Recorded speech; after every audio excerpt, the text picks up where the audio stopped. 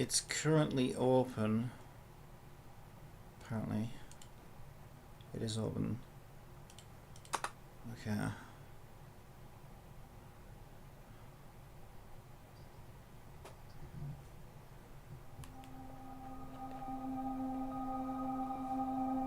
Why can't I hear anything? Turn the volume up. Do do do do. Do do do do do do do do do. All right. Hello, hello. Hello, Tommy. Stream Elements says, Play Compile is now live. Streaming software and game development. Developer May Cry, iDLE, Battle Entity Animations and States, C#Unity. It's not C# Unity. Come on, it's not corned beef hash. Oh, I'd love some C# with my Unity. Haha! C#. Yes, welcome to the C# game dev experience. Oh boy. We're gonna need to hash this one out. Okay. I finished my alignment thing. Let me just figure out where I need to be. I need to be in my battle script because I haven't called the player formation function part yet. So I haven't tested that part yet, but the alignment thing is working.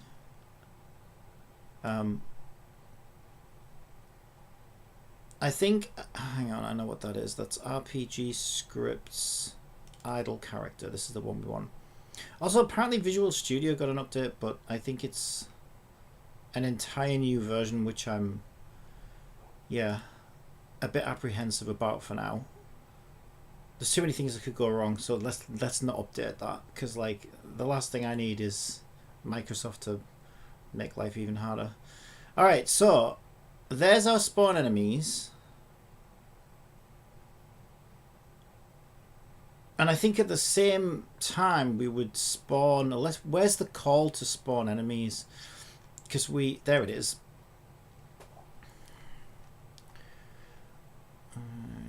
So this is as we reach the room destination, we call spawn enemies. Also though, await spawn equals false. Yeah, just for safety. Wait, does await spawn true happen at the start of spawn enemies? No. Where does await spawn happen? Well, I would set... Oh no, we've already got the if statement there. If await spawn and distance is less than 150f, right. So we call spawn enemies and then the line after we say await spawn equals false. So this can only run once, so that's fine. But we also need to spawn the player as well. So let's do spawn players. Okay. And then a spawn players function needs to do something similar to this. Ooh, we've got a new AI agent as well. Grok have released a Grok 4 Fast, which is way cheaper and apparently almost as good as Grok. And it's looking like maybe the best one available at the moment. So I might try it out because I've not been feeling good about GBD5. GBD5 was great when it first came out, and I feel like it's been declining rapidly ever since. Other people seem to have had the opposite problem though. So I don't know. Okay. So we want spawn players. Right, let's see. What are we doing in this script? So spawn players, what we're essentially doing is we're calling the battle spawner. Right, here's the difference between spawn enemies and spawn players.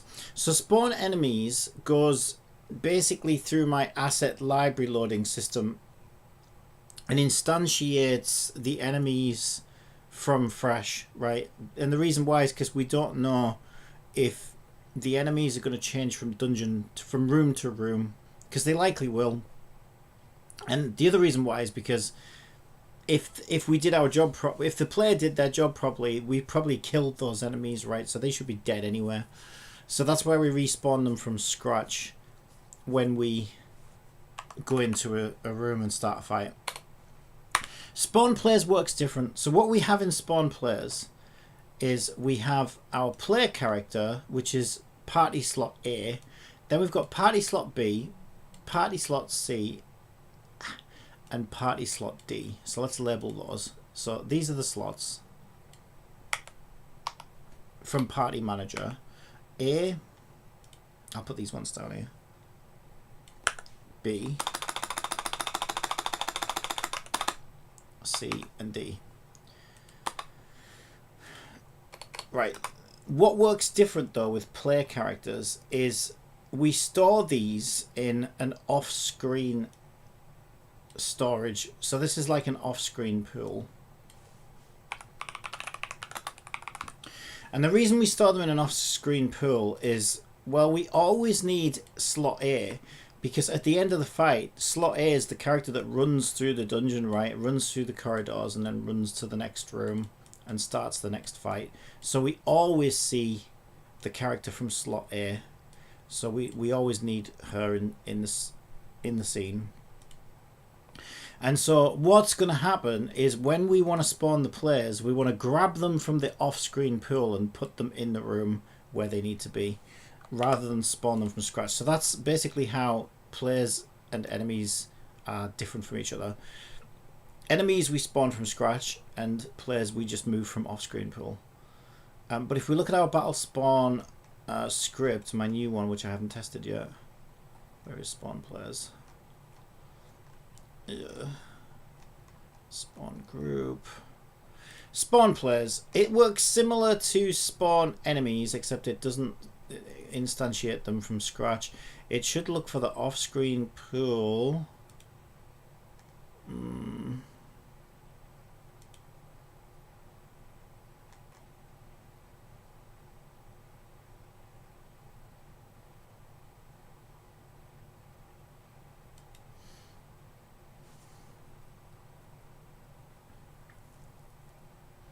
So we changed the transform parent to spawn root, which is where we're spawning everything off of. Move group using player offset from player parent control. There it is. And our move group is this. Looks through the off-screen pool. Parent control is basically the off-screen pool. Looks at the formation data and then uses the same kind of formation formula that we were using for enemy spawns, but instead of spawning from scratch, it moves them into the room. So when we call spawn players, what we need is a room center, an entry direction, and a placement offset. Alright, let's just put that over there so I can see it. Okay. So my spawn players, which could be a private void, I guess. Private void of spawn players. Okay, it wants a room center, an entry direction, and a player offset. So spawn enemies is doing something very, very similar. We also get, let's have a look, what are we doing? We're getting an enemies group. Okay, we get an enemies group because we need to get the offset information from the enemies. Player offsets should all be... I don't know where I'm going to store player offsets. But they should all be the same for each character, I would think. Yeah, they should be the same for each character.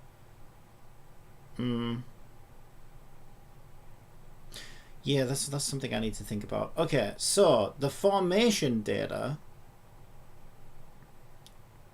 Okay, so let's think about this.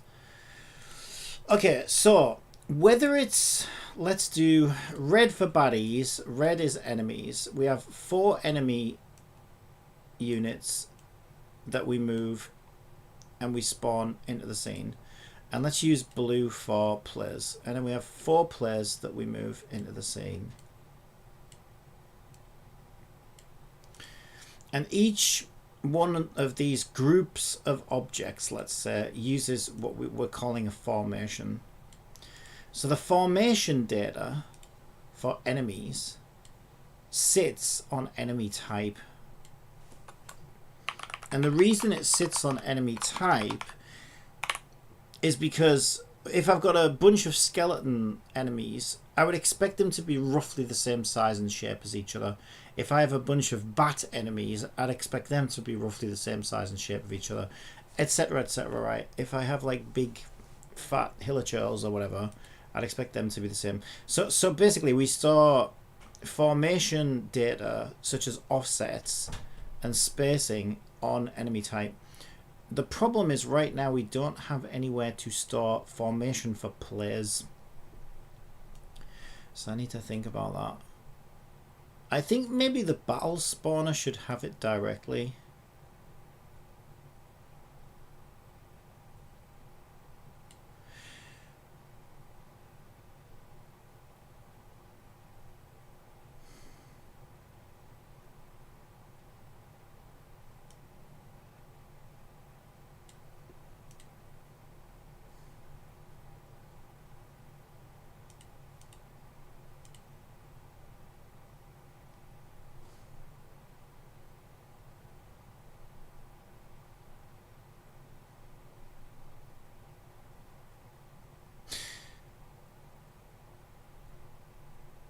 Oh, right, okay, so that's not entirely true, right? I remember now. Okay, that's only partly true. Okay, so here's how it actually works. I've just remembered. Formation spacing is actually stored on Battle Spawner already for enemies, but then the offset positioning, so that you've got like the relative offset positioning, placement we called it, is stored on the enemy type. So if we go to our enemy's type, we can check this. Because I'm looking at it right now, there's the spacing for it. Although we do have like, that's the weird thing, right? It does say formation settings, back, offset, side, offset, height, offset. I don't know if this is actually redundant now. That's supposed to be our off-screen storage thing. Off-screen spawn.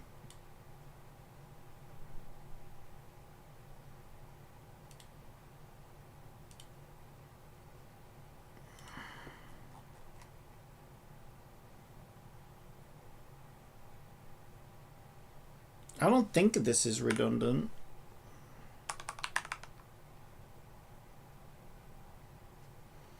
We need to put it back in where we've got access to a like an output. Or maybe it is. It's not throwing any errors. Okay, yeah, okay, so that's actually old. We don't use that anymore. Ooh, good job I checked. Looks like I can delete those and everything should be fine. Let me just back the project up. I don't know when I last backed it up. Yeah, let me just back this up. What's my oldest backup? 8th at 11 o'clock. Okay. That's right. Yeah. 8th of September.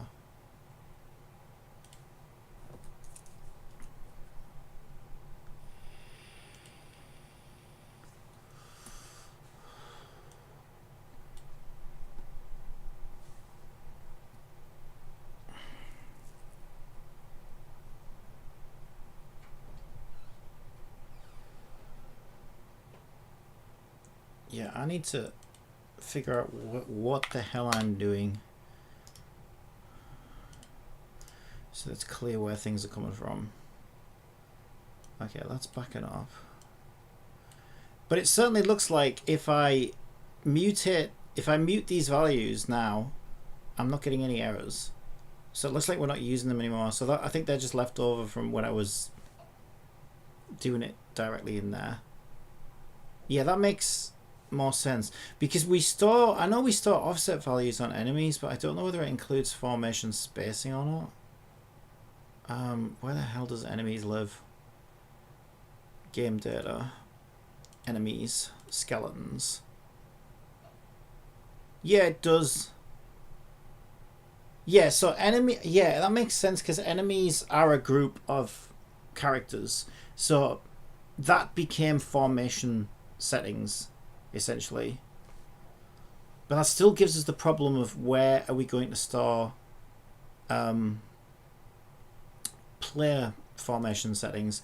I guess we could just stick them on characters, since we have formation for enemies on enemy type. We could just stick them on characters, I guess.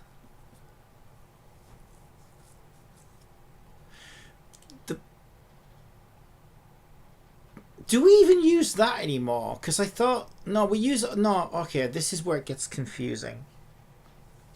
Even that's not technically correct. That's a blueprint. Yeah, but that's what I'm looking to store. What we've also got to remember is we have, when it comes to off-screen positioning and alignment, we have two versions of that script, essentially. Two versions of those values. We have like a blueprint value, which means we can say, okay, the offset for this type of enemy should always be this, this, this, and this. But then we have like a live mutatable version of that system. So what we actually do is we pull from blueprint and then we create the mutatable version, and then we inherit from the blueprint. So we have a system that drives the whole thing. So if we want to tweak things, we have to use that live reactive mutatable version, and then we look at those values and then we store them in the blueprint to see where they end up, basically. So this is the blueprint, and the mutatable version is in RPG Battle Spawn. This is the mutatable version, Battle Spawn. Okay, so our player spacing and characters are going to, they need to end up as this. So the reason I'm bringing that up is because enemy type contains the blueprint for offsets, but it's not an offset or formation script in and of itself. It just contains data relating to the blueprints for offset and formation. So because I like to be consistent, that means we're not really creating a formation or player character formation or offset script that's specific to that, but we could add it to something that currently exists. Now, since we have a characters class that has like growth curves and stuff for progression, I think it makes the most sense to just stick it on here. I already do. I think we add it to characters. I really do. So if we look at our enemy type right now, so this would be where we store our blueprints for player spacing, essentially. And all we have is a declaration of placement offset, because we already defined it globally. So if we just add that to characters, we should see we now have a place to store offsets for characters. Now, to be fair, it's probably going to be pretty close to the enemy values, if not identical. So I'm going to start there, but at least we can like change it if we need to. So let me just grab, actually we could just make another version of this and lock it in the inspector, I guess. Add tab, inspector. Where did that go? Inspector. Okay, lock that one. Go back to our characters. There we go. Now we can see that one. So it wants to be -386. I'm just going to use the enemy values for now because they're going to be pretty close. 076. Oh, scale wants to be 1 though, I think. I don't know what scale. I don't know what scale my players running in the dungeons as. I'll set it to 1 for now, and spacing 1.63 is probably about right as well. Alright, so I'm going to close that tab. I'm just going to run it real quick because I'm curious what scale my dungeon running is happening at. I don't know if it is 1 actually. I should probably know that. Core is now on a do not destroy. So core canvas, overlays, party select.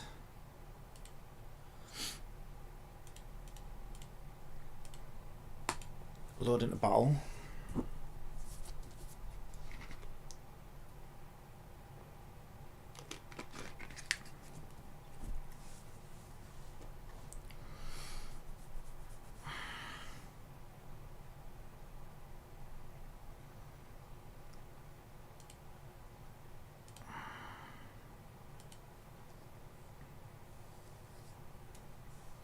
Oh, I wanted to look to see what scale she's at.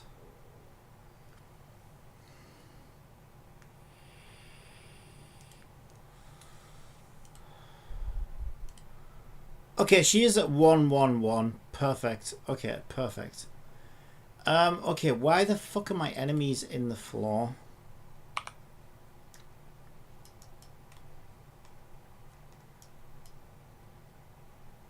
This was working when I last tested it. I don't know, but the good news is now we should have the best system in the world ever to line these up. Because if we go to, where's my off-screen? I bet it's the parent that's affecting them. There's my off. Oh no, I don't want off-screen spawn. I want battle spawn. Oh my god, where's battle spawn? There it is, battle spawns. Enemy formation. So now my enemy formation is mutatable. So if I change the height offset, there we go. We can now place them exactly where they want to be. But these should have been set already. So it looks like they want to be more like 1.82.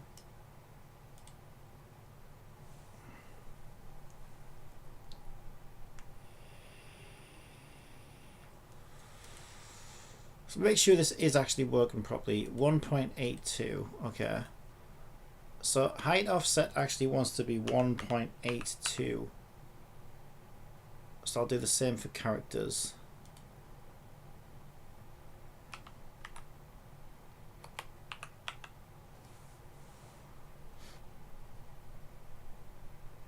Now let's run it again. They should spawn in the correct place now. But they should have spawned in the correct place that time. I thought it was already set, so now I'm a little bit worried. But no, it should be working. Yeah. Alright, let's try that again.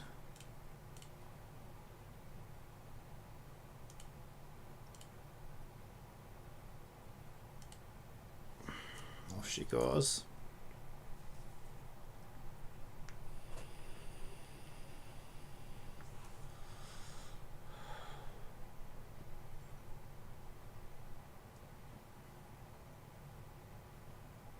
Now they're too high in the air.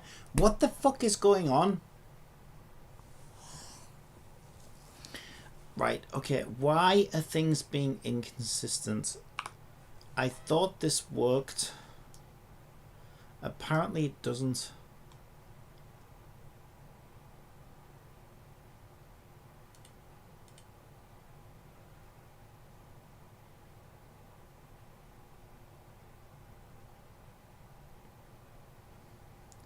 Right, the offset is being applied.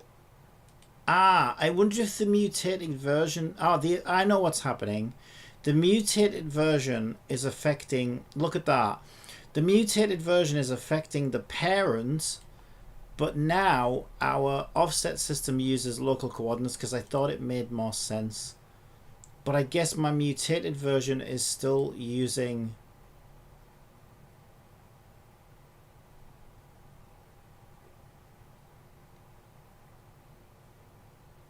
Global positions, so we need to make them work the same way, otherwise this all falls apart. Oh my god. Okay, fine. So we're looking at battle spawn,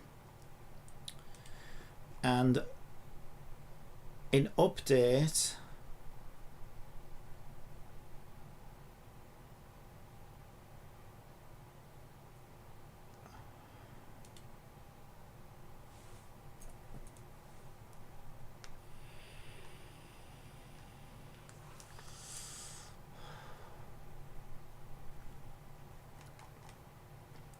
Right, let me just go to T3 chat real quick.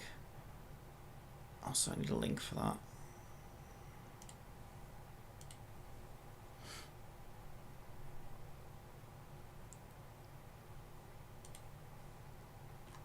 Right, this has the history of everything we're doing. So hopefully I can cheat and just explain to Jupiter what's happening. And it saves me having to do it. I shouldn't be lazy, really. But no, I think this should be fine. I think it just needs to make sure that we're using local. Okay. Now I have a discrepancy between my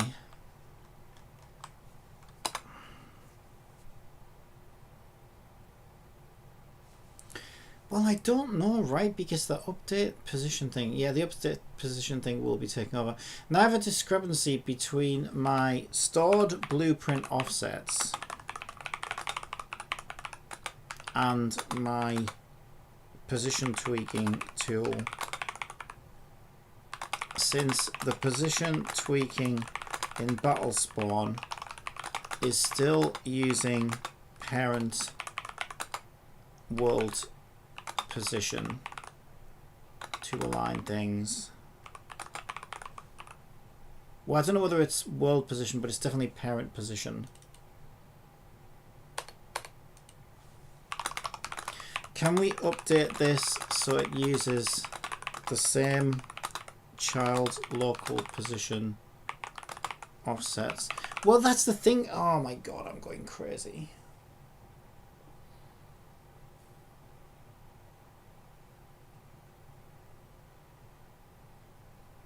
So things line up.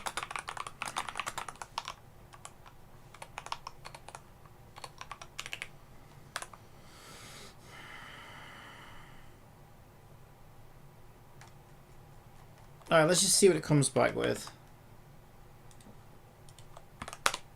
Such a fucking giant pain in the ass.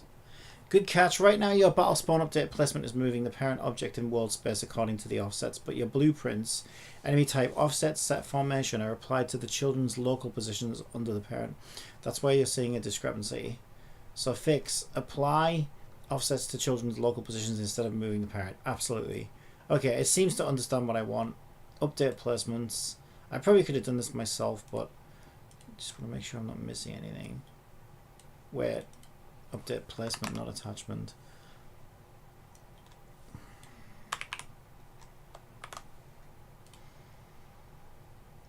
Yeah, so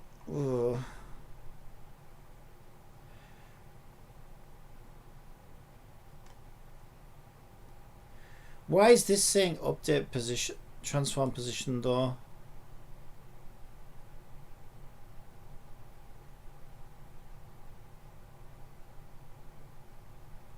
Parent only anchors base at room center minus back offset. Then a list of vector 3 local offsets set formation. Why does it think there's a set formation?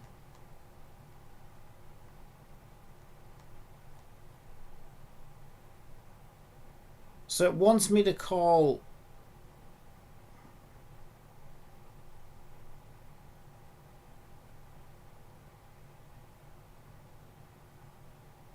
set formation on battle spawner. Is that even public?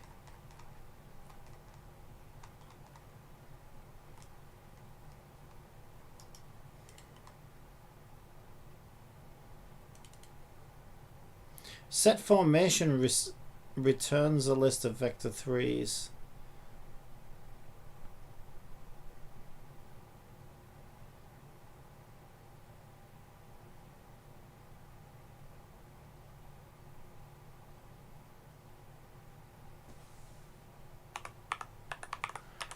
Ooh, I don't know if I like the sound of this. I guess it kind of makes sense though, because that way we're... Okay, so we need access to battle spawner.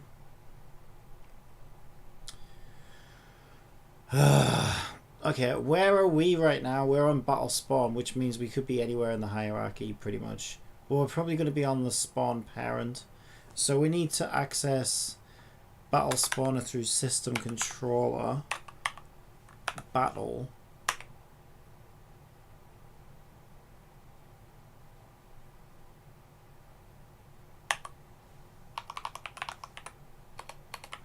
Get component of battle spawner.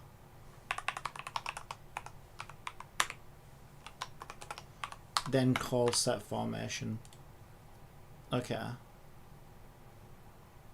Let's see if that fixes it.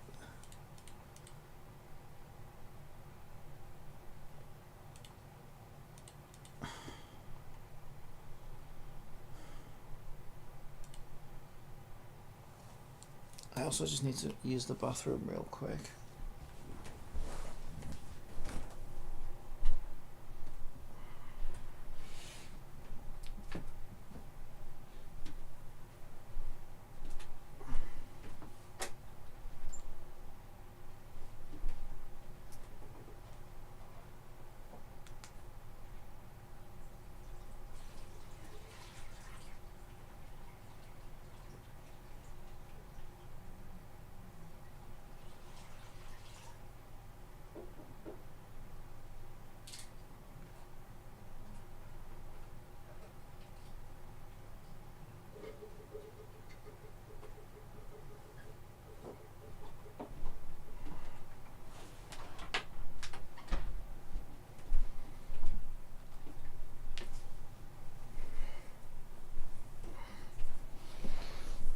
Sorry about that.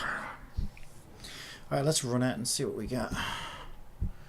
It might be off, but as long as it's consistent once we set it, that's what we're aiming for.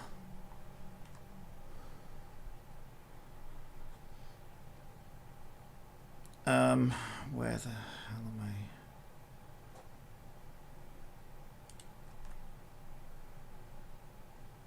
Not that one. There it is.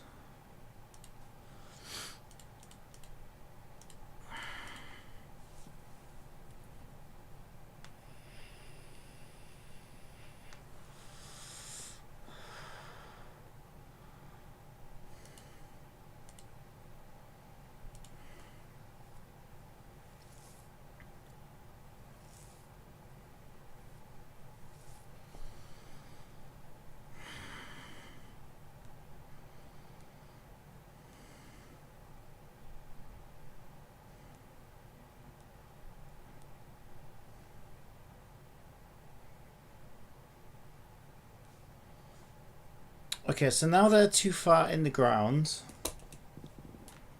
Let me check what is happening.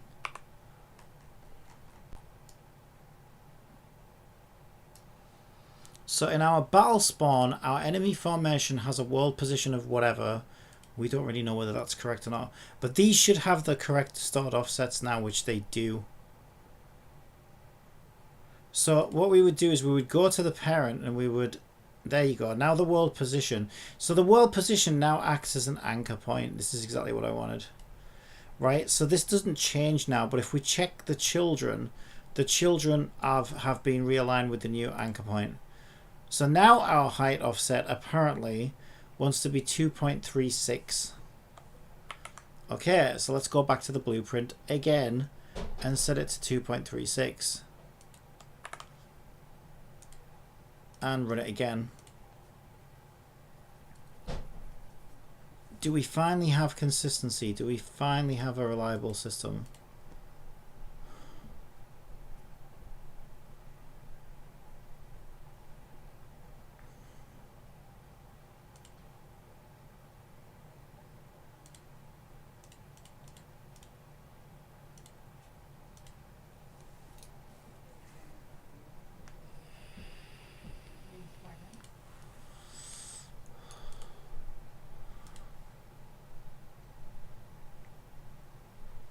Okay, off she goes.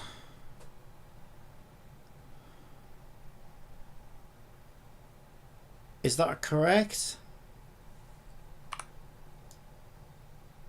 I think it's correct. I think that's right. They're pretty much stood on the floor. It's kind of hard to see with the colors and everything. No, I think that's correct. Yay! We finally... It also looks weird because the floor moves. I might stop that from happening. I did that because they did it in Madoka and I thought it looked cool. But now I'm not so sure. Right, so we brought the floor up. She might be a little bit too close now. We're still not doing the player spawn part, but we needed to make sure that this part was working properly. It seems to be working properly. Okay.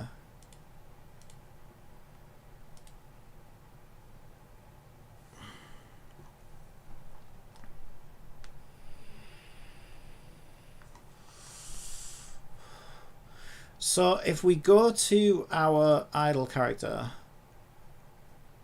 spawn players, let's use this as a template because it's going to work in a similar way. So instead of getting the enemy group, we're basically trying to get the offsets from type. But player type isn't really a thing, so we put it on characters instead. So we want to access offsets from our character's type. I assume we only reference get type because we want to get offsets from it. So eventually it probably all translates into offset.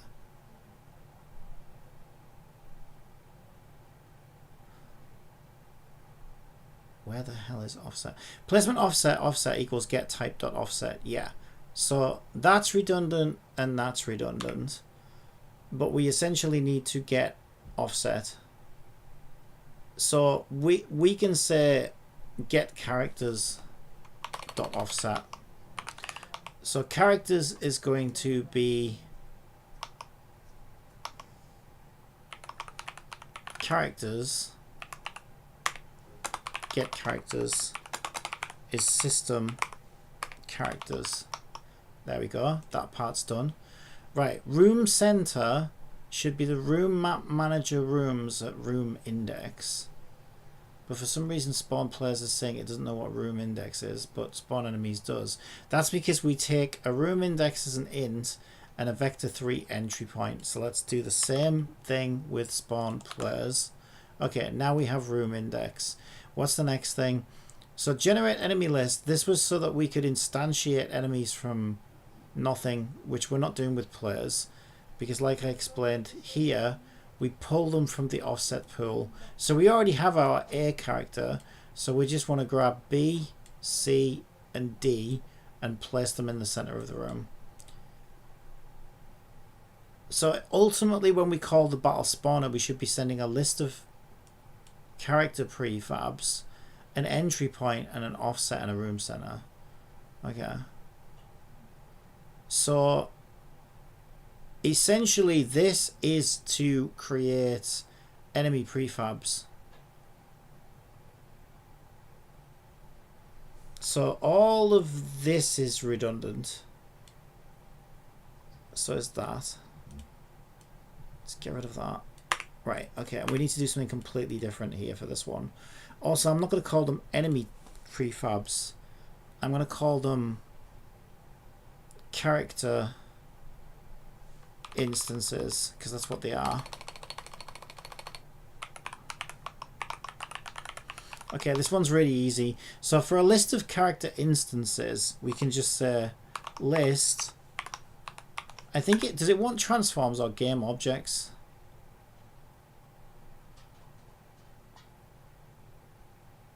It wants a list of game objects. Okay, I thought it would. That's perfect because we already have one on our party manager, so we can say character instances as a list of game objects comes from party select instances, and that's our player character instances right there. Now it also wants get type. What does it want that for? Oh, because we're calling spawn enemies. We're not calling spawn enemies anymore. We're calling spawn players. That explains why it wanted a type of enemy. So that probably just doesn't take that at all. Okay, spawn players wants a transform of room center, which we've got, a vector 3 entry direction, and a placement offset. Okay, it doesn't even want the character instances. Yeah, I suppose it wouldn't because we already know where the character instances are by the time we get to that part of the script. So this is now redundant.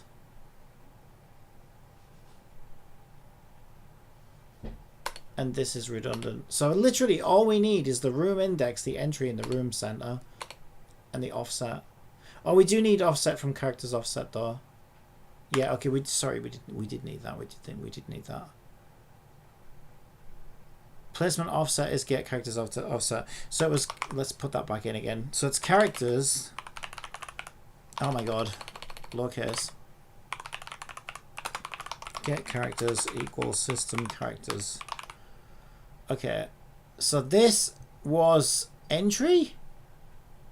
Yes. There we go. Now it has everything it needs.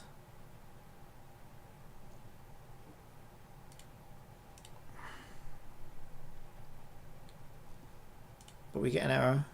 There's no argument given that corresponds to the required formal parameter of room index for idle character spawn players vector 3. Okay, yeah, that's because we need to pass these to it as well. There we go. Alright, moment of truth. Moment of truth. Let's test it.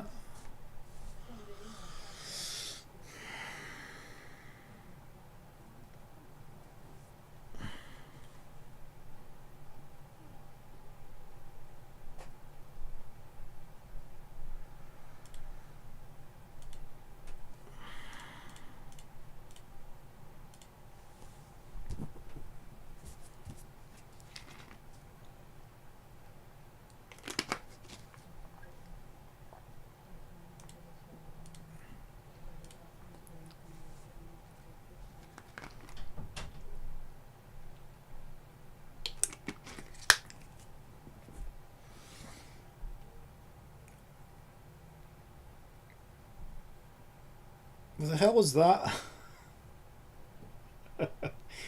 I don't know what that was. Something else from the game that we need to get rid of when we spawn a dungeon, I guess. I'm not sure what that was. I wonder if that was the off-screen floor. That might have been the dungeon floor, you know. Because it was curved, wasn't it? I think that might have been the dungeon floor. Okay, it didn't work. Yay!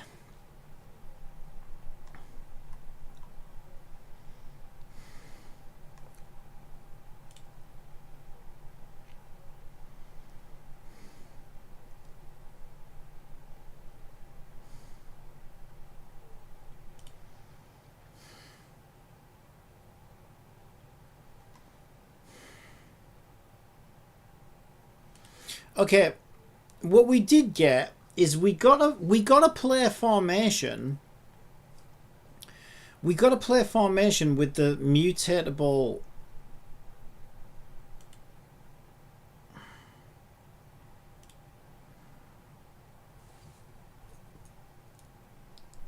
Also, what the hell is this character root thing?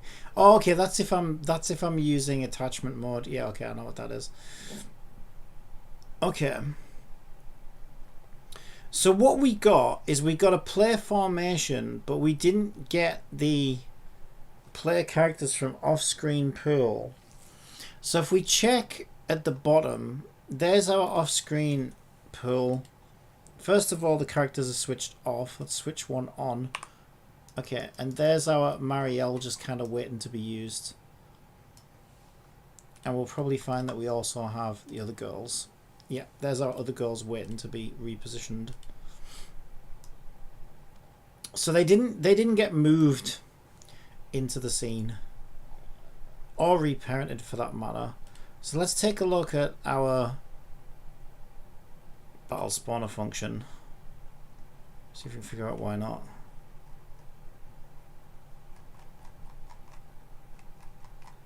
Spawn players.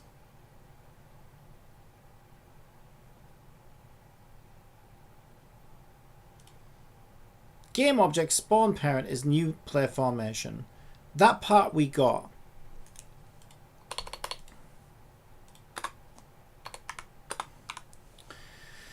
Battle spawn get spawn is spawn parent add component battle spawn. We did this. Get spawn lifetime we inherit from where? Yeah, we receive a placement offset, so we use our placement offset. Get spawn.offset is placement offset. Get spawn room center is room center. Get spawn entry direction is entry direction. Spawn parent transform position equals base position.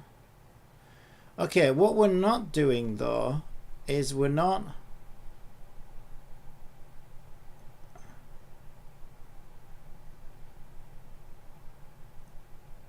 Oh, we call move group though. So we say move group with the placement offset, player parent control. Ah, the problem is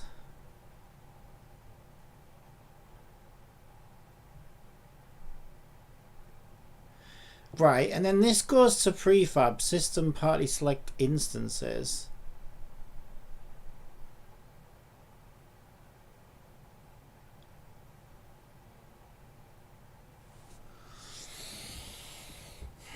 What is happening? So we should grab the instances directly from system party select instances. And let me just make sure that system party select instances is pointing to the off-screen pool. It should be.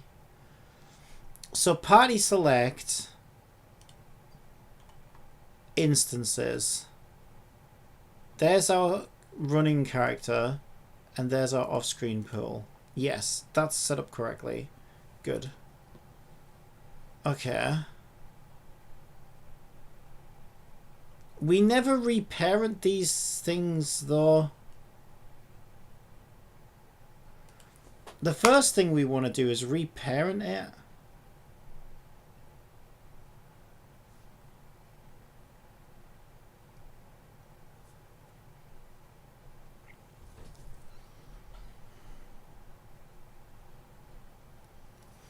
So I think we want to say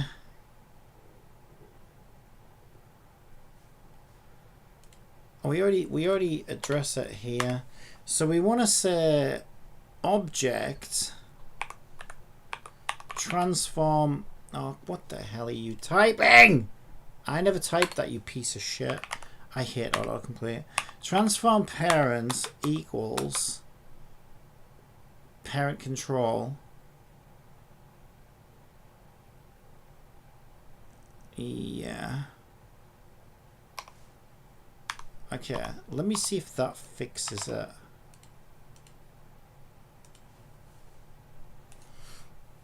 Also, let's just make sure this actually, we actually do run this.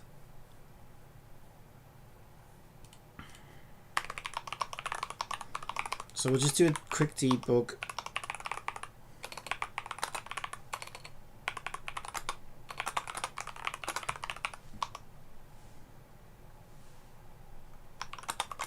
And we'll put the iteration index. Okay.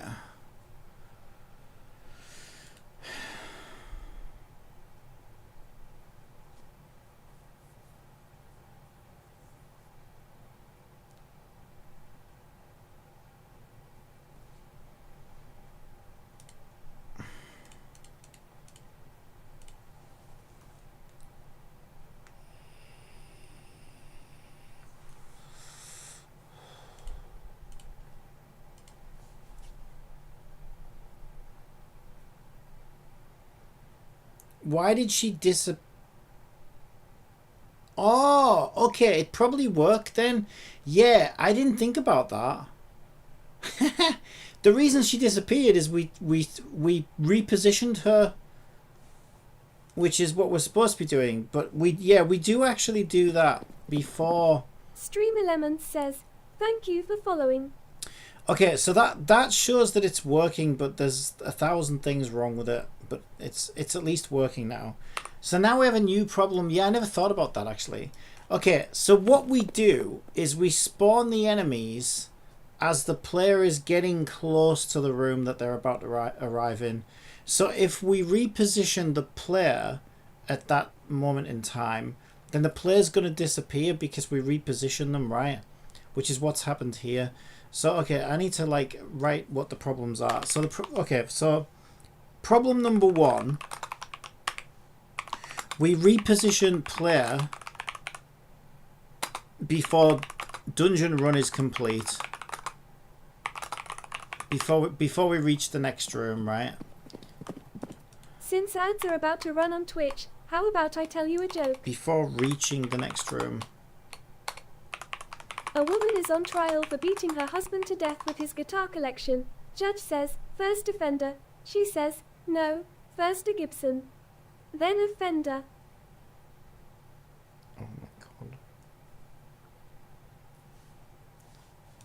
I'm so sorry about her. Okay, right. Problem 1, we reposition player before reaching the next room.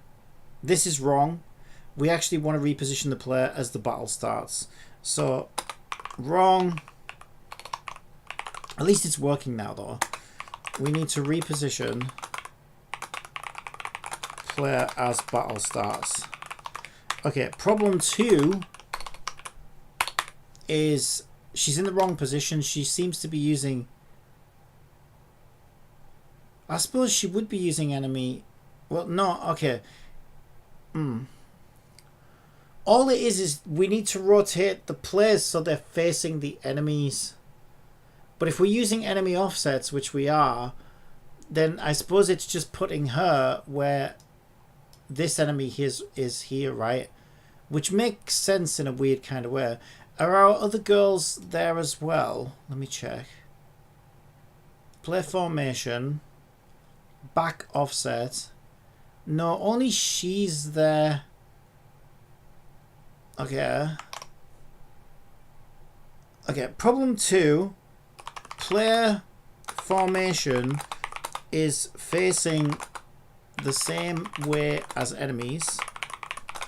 This needs to be a 180-degree difference.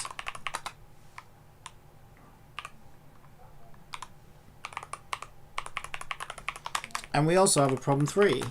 Problem 3 is only slot A is repositioned. I wish I could fucking type. Right, only slot A is repositioned. So I'm guessing slot B, C, and D are still in the off-screen pool. No, they're not. Okay. So it looks like they got reparented. Yeah, they... Oh, I know why. Because they're switched off. Yay! So it did work. I forgot to turn them back on. Okay, so this is actually a different problem. Need to turn on slot B, C, and D. Okay, so this isn't as bad as it looks. This isn't as bad as it looks. Okay, so let's address the first problem. We reposition the player before reaching the next room. That's not when we want to spawn the player at all. So let's take a look at our idle character script. So we do not want to spawn players here at all. Let's take that out.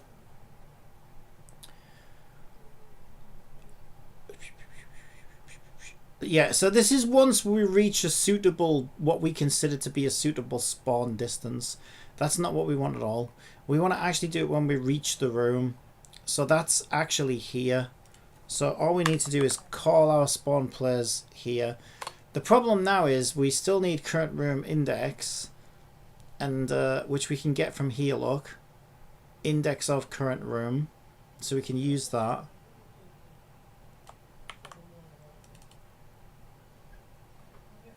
An entry direction. Entry direction. Okay, here's where things get a little bit tricky. I'll explain why. Because it sounds like we should recalculate the entry direction, but that's not going to work, and I'll explain why. So here's how it actually works. We have some rooms that are procedurally generated, and we have some corridors that are also procedurally generated. So we don't know the shape or size or anything of this dungeon. We just know we have rooms and corridors. So when we position the enemies, here's what we do. The player approaches the target room, and as they get to a specific distance, let's say it happens here just for argument's sake, at this point during the journey, we calculate the entry direction and we give that to the enemy formation. So the enemy formation takes this entry direction and says, okay, I'm expecting the player to enter from this direction to be facing east, so I need to face the player and face west. And it's mostly right, but because the dungeon is procedural, sometimes it's got a bit of a skew to it, because it's hard to know exactly when to calculate that.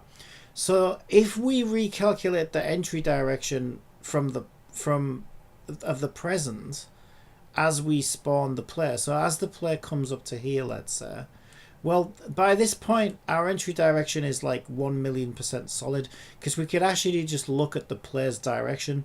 So in this case, the player direction would be absolute east, and so we would face our players absolute east.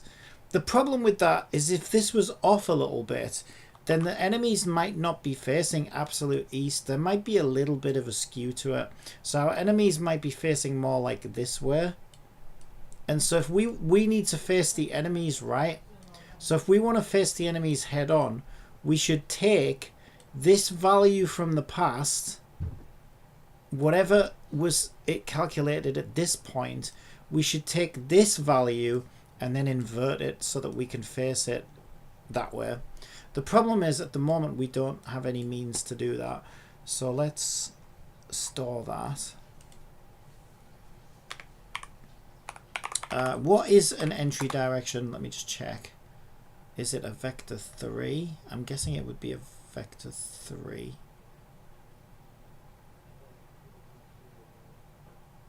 Yeah, I thought it would be.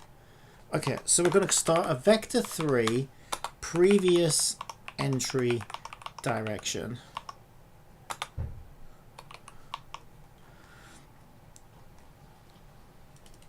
And when we spawn the players, we're going to use the previous entry direction. But at the moment, we don't store the previous entry direction. So as we spawn the enemies, what we need to do now is store the previous entry direction as entry direction. And then we can remember that value and use it like this so that we face the enemies directly, even if there was a skew. So that should solve that. Okay, so what did we fix? Let me see my bug list. We fixed this. Now we should be spawning as the battle starts.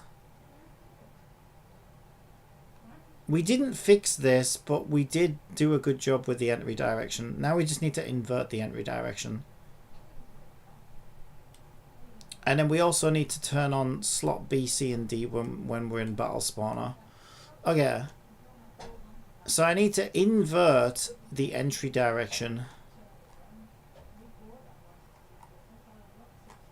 I'm going to need Jibbity's help with that, I think. So I don't know how to do that off the top of my head. It's probably something like negative normal or something, I would think. Rotate negative normal, something like that. But I don't know what the syntax is. Where the hell am I up to? I need to give it some code. Let's look for previous entry direction. There's so much fucking code, I'm getting lost. Right, previous. We know it's previous entry direction. Okay, that's where we call the previous entry direction. Given that spawn players will want the inverse of that,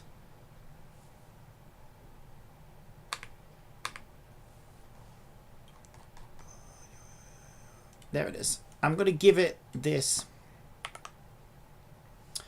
Okay, so let's just speak to Jibbity a second. Right, next up, I need to invert the entry direction from enemies so that when we create the player formation, they are facing the enemies. How can I do that?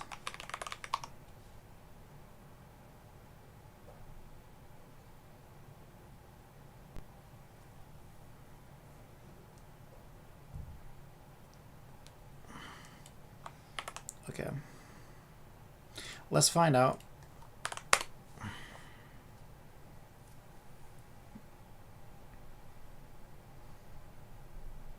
Exactly. Right now you're passing the same entry vector into both spawn enemies and spawn players. But remember, enemies, you already flip it inside spawn enemies by doing quaternion face direction, quaternion look rotation, negative entry direction, vector 3 up. So the enemies face into the arena. Players should face the enemies, i.e. the opposite direction. Okay, so yeah, it's that simple. We can just, wow, that's actually pretty cool. You can just invert a vector 3 directly by just declaring it as an inverted variable. That's cool as fuck, actually. That's actually really, really cool. I like that a lot. Saves us a lot of maths. I do like that. I thought that was going to be a pain in the ass. Wasn't so bad. Okay, so player entry. Depends how many drinks you buy them. So we want a vector 3 of player entry, which is just negative entry.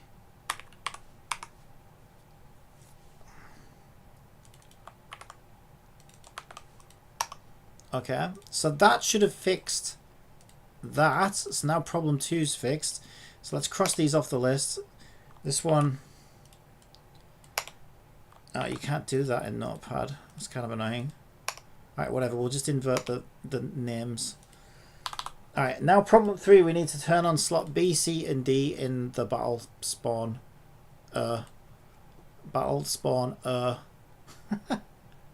Okay, so we can just say object set active to true. There we go. Alright, let's see it. I'm excited. This is gonna be it. This is gonna be it. We can also now reposition them and tweak them in real time, which is gonna be great. So we can put them exactly where we want them. If there's any misalignments, it's fine. We have tools now to fix that. Feeling good, feeling good. All right.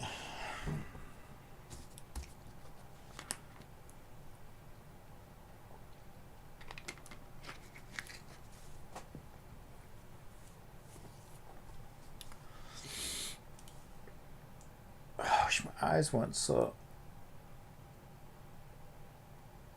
cloudy. I could actually see what the fuck I was doing. Right, player, move to the next room.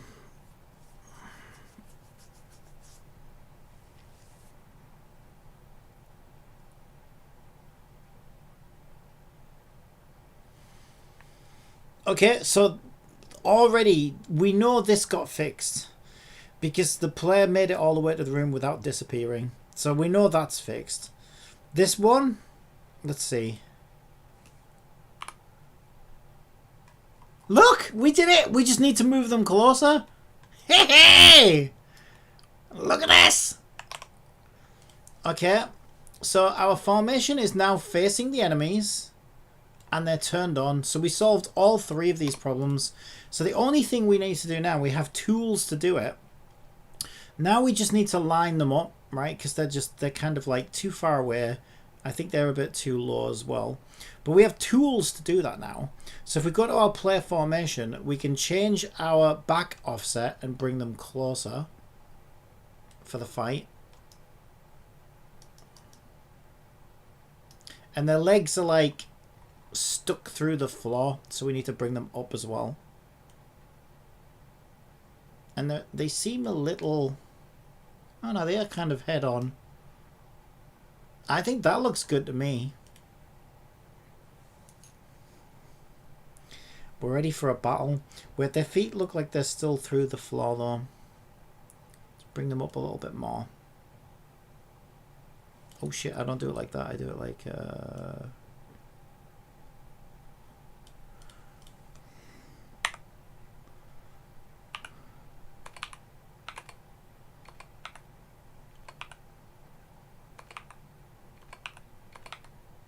I think 2.36 looks about right there.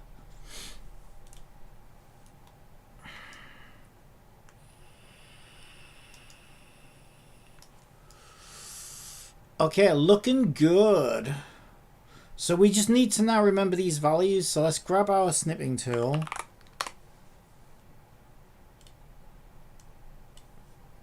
That's why we made it. And now we have our magic numbers. We know what our back offset wants to be, our side offset, and we can rescale them if we want. Look at the control we have now. We can actually control things in these procedural dungeons, which is so nice. You kind of need. This is what I was saying before, right? Yesterday, actually it was the day before yesterday, when I last worked on this. Like, you need good tools. If you don't have good tools, so a lot of game dev is creating tools and systems. That's most of what it is, to be fair. But today we need to work on some animations, so that'll be fun. Okay, so where's our magic numbers? So now we want to go on characters, so we have our separate. So now we just need to make sure that these are. So back offset wants to be 1.11.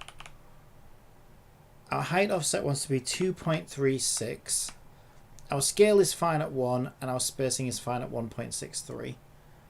Now we just need to run it again and make sure that they are in the right place. If they're in the right place, then we did everything correctly.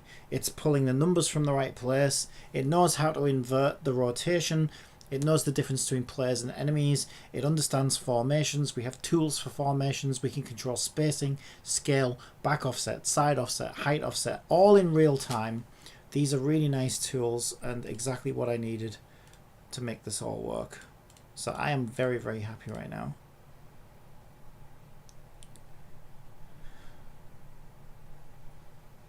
But moment of truth, let's just make sure that it was using the right offsets for players versus enemies. We already know it was because, well, I suppose we don't know that it was using the right offsets, I suppose, because they had the same offsets, didn't they, at first? So now we'll know for sure that they are using the right offsets if they're in the right position. Feels good when you get things working. It feels so good when you get things working. Look at that. Look at that. Okay, so everything is working great. We spawn the floor. It always spawns in the right place. The enemies know where to face. The players know where to face. We have formations. We have fine degree control over anything we spawn in a procedural dungeon using offsets. We have placement, attachment. It's all looking fabulous. It's all looking great. So I think the next step is to maybe start looking at some animations. I think these enemies could use some idle animations. Our players are currently T-posing. We only have one animation for our poor slot A character, and that's the dungeon run animation. So I think it might be time to start looking at some animations.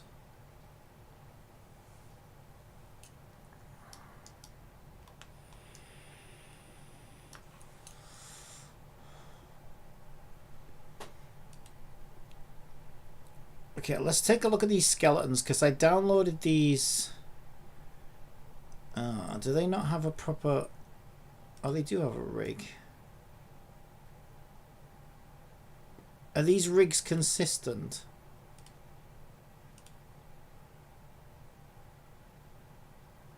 Yes. Okay.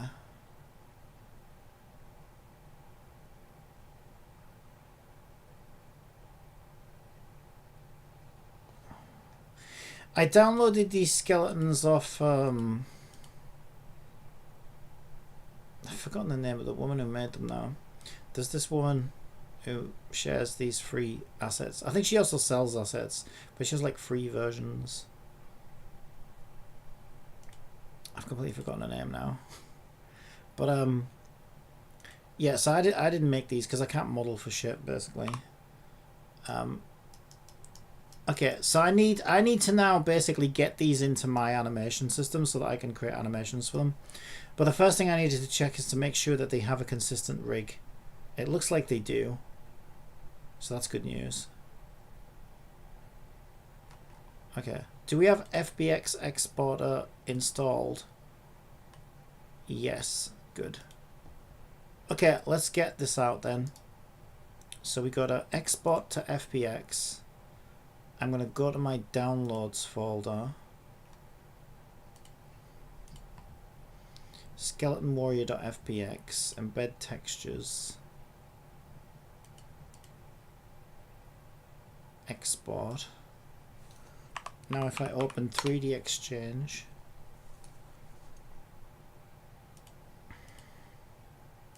go to my downloads folder.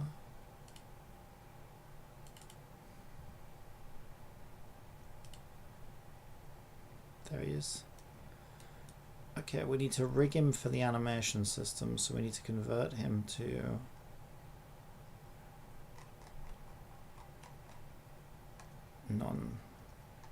non-standard or whatever it's called. What the fuck is that? Non-standard. He's got a weird, interesting bone structure. What is that? Not sure why it's set up like that. Let's make the bones bigger. Okay. So this looks like his hip.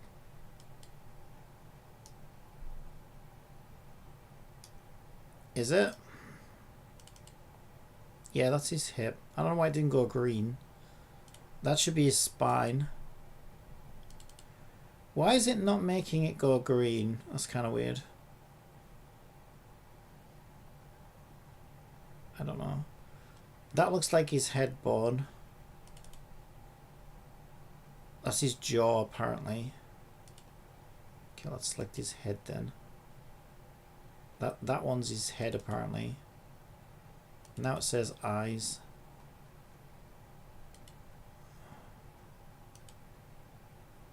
How do I know what's selected in here, though?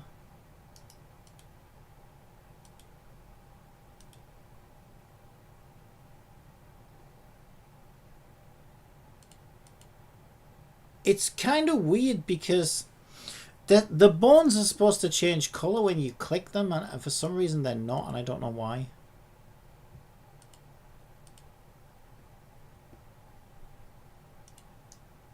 I've never seen it not do that before, so I'm worried it hasn't selected the correct bones. I guess we'll find out. That one looks like that one. What is going on? It looks like there's multiple skeletons on top of each other or something. And maybe the one we're seeing is overlapping the one that we're actually trying to assign. I don't know. I've seen this happen with Miku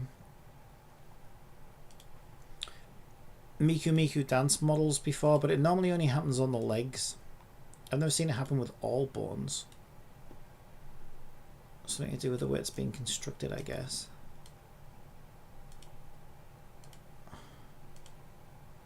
Yeah, these should be changing colour as I click them, but they're not. Is that the foot? That's the toe. Heel, IK, foot.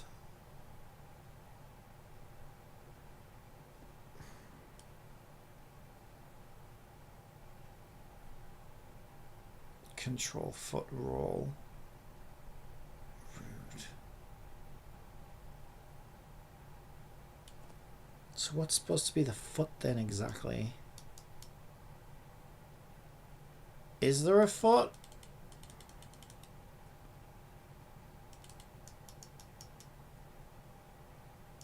Control foot roll, is that the one we want? I think that's the one we want.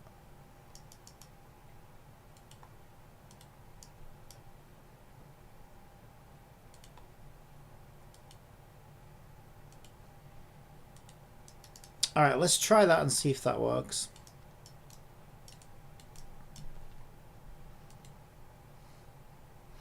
Nope, we have a hierarchy problem. Oh my god.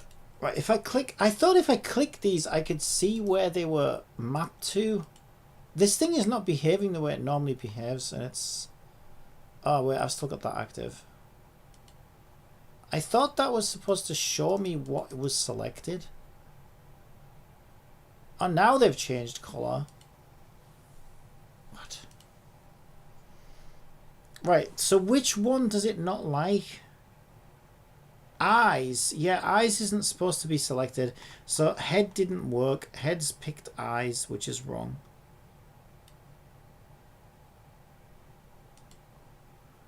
I want that one. Did you do it? That one.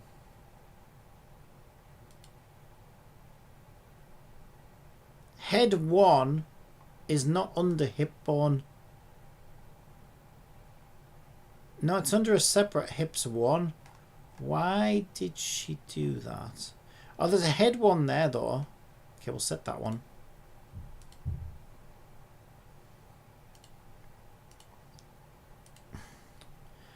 Now, yay! Okay, head calibration.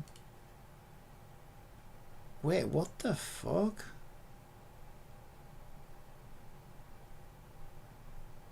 What? Wait. What am I looking at?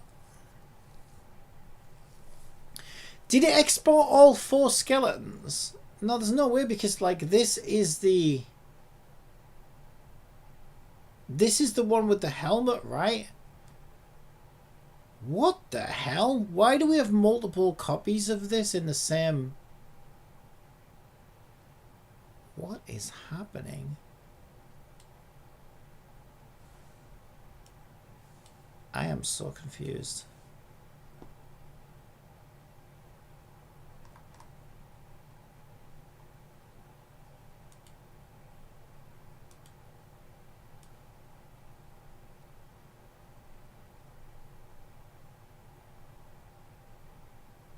So that's why we have why we have multiple skeletons, and by skeletons I don't mean what they look like, I mean their actual bone rigging, is because we have multiple models in the same model.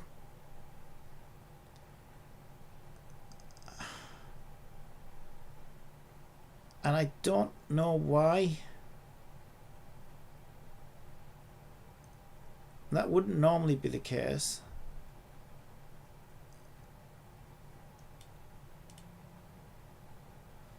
These have their own individual skinned mesh renderers.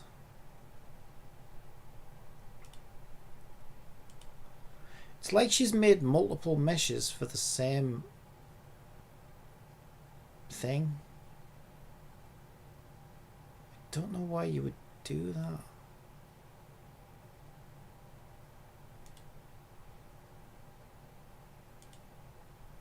I've never seen that before.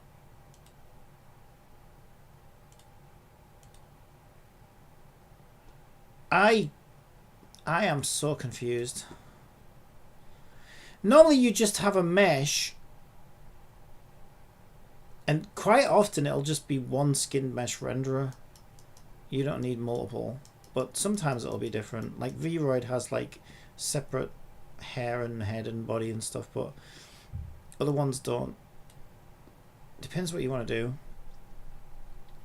And then you would just have a skinned weights on a skeleton, and those skinned weight values will tell the model how to control the mesh. But I think maybe this was made using a system I'm not familiar with, that's now creating multiple models and multiple skeletons. So I am insanely confused. Let's take a look in 3ds Max, see if we can figure out what the hell is going on.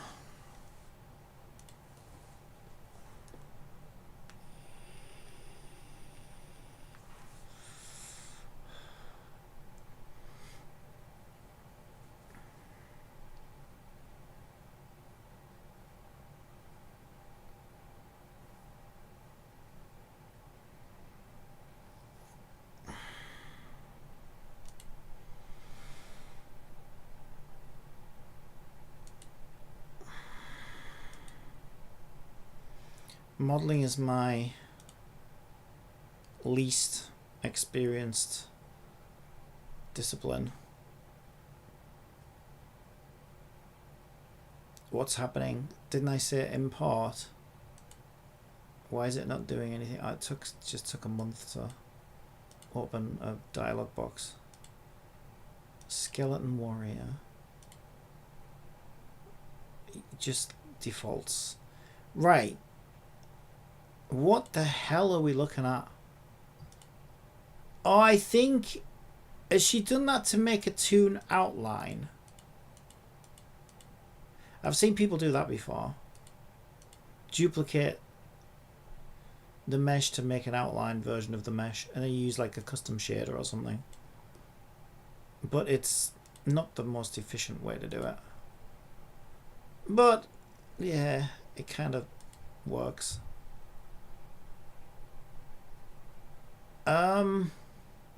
If I turn that off though, everything goes off. What the fuck is happening? Why is it all grouped or something? Unfreeze all? I really don't understand what I'm doing. Unfreeze all. Maybe. Everything's grouped together, isn't it, as one thing? How the fuck do I ungroup it? Unlink? Oh. I kind of did it, but it also stuck everything in root, which might not be what I want. I don't want to unroot everything. I just want to be able to switch the outline off. I'm trying to figure out what can I delete. I feel like if I delete the outline, I want one mesh and one skeleton. Ideally. Because this is bad enough as it is. I've got 2 rigs. I feel like I should delete that one. And now I have a root, which seems to have nothing on it. Okay.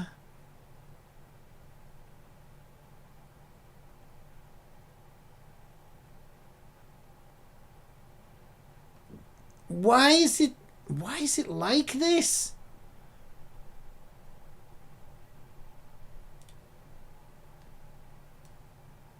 We still have 2 meshes because it's Z plane fighting itself one against the other.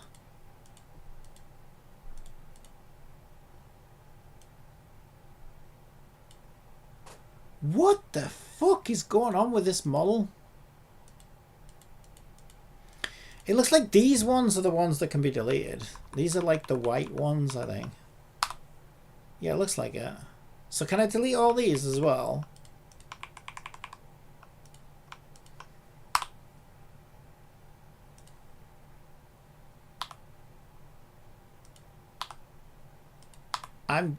What is happening? I'm deleting things and more things are appearing.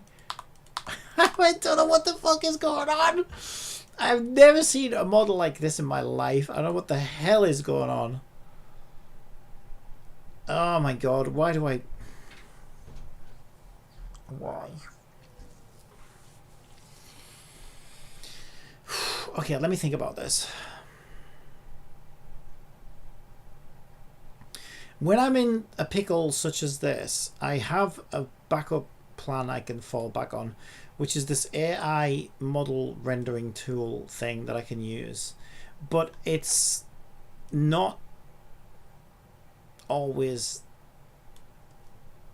It doesn't always work as well as it should.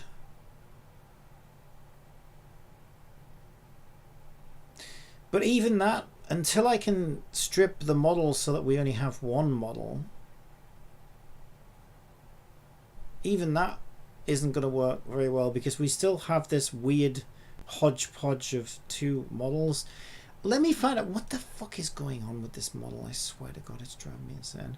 Did this come as originally as an FBX? Or was it like an asset from the asset store? I can't even remember now. It might still be in my downloads folder, actually.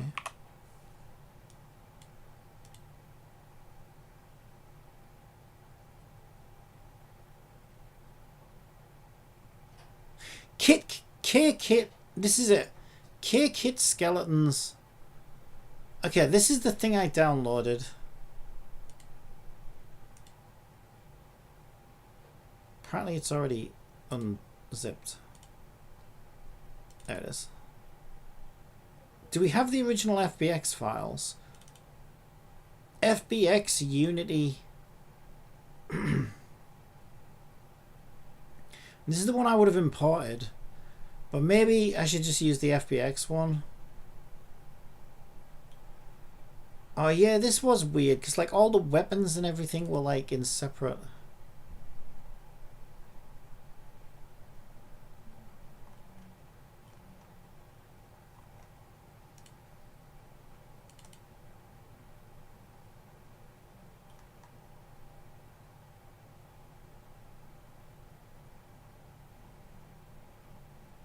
Skeleton warrior.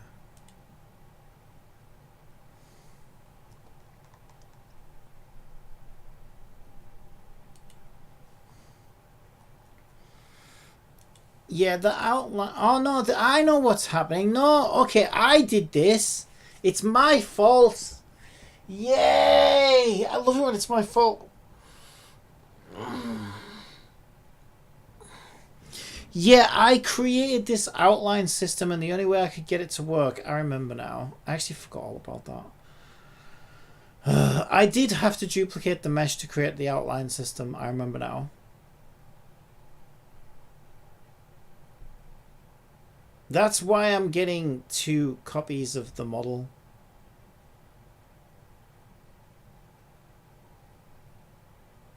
Oh my god.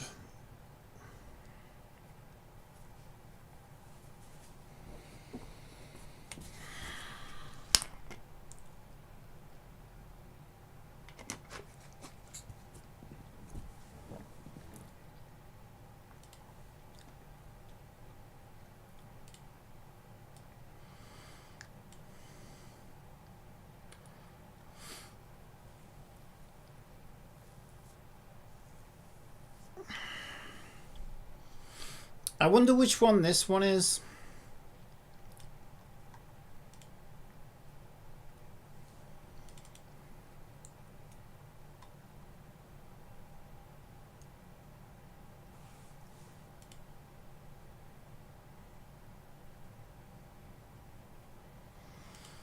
These file names don't make any fucking sense to me. Skeleton arrow sounds like a fucking arrow asset, right? Yes, it is, right? And then a broken arrow, a broken half and a half. So where the fuck are the actual skeletons? Because that's under a folder called skeleton. And then these are the same files again under a different folder name. And then these are the same files again. Where are the actual fucking skeletons? Characters. Alright, characters. Okay, warrior. Okay. That's why I couldn't find anything.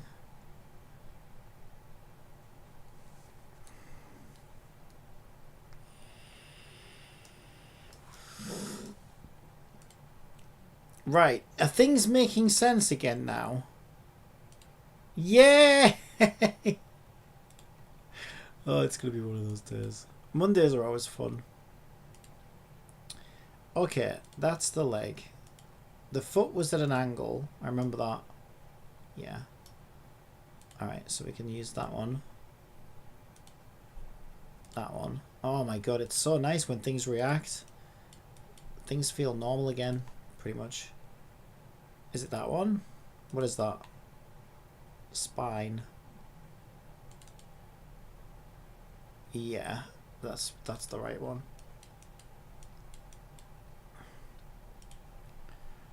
Then that one. That one. That one, I think. That one. Actually, I don't know about that. I think actually it should be that one. That one. And possibly that one. Yeah. That one. That one. That one. And the head was in here somewhere. That one's the eyes. And there was two heads, but then again there was two fucking models, so that's probably why. Where's the head? There's the head. Oh, things are working again. I love it. Okay. So that should now work. I love my life. All my bones must be under the hip bone. Control foot roll and control foot right. Okay, it doesn't like control foot rolls for the feet. Okay, what do you want for the feet? Foot left.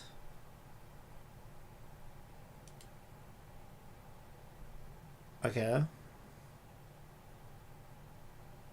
Where's foot right?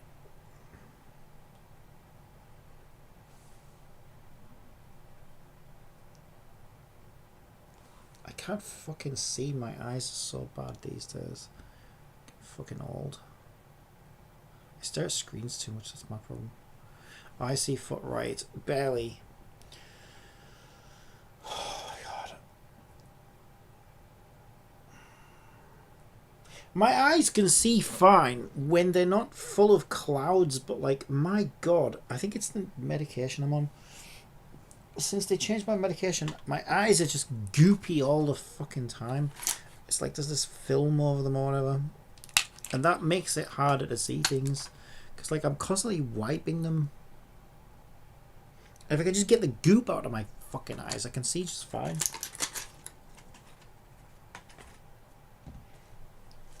It's like my mum keeps saying, "Oh, go get some glasses, go to the optician." It's like that's not the issue. It's like I can see fine.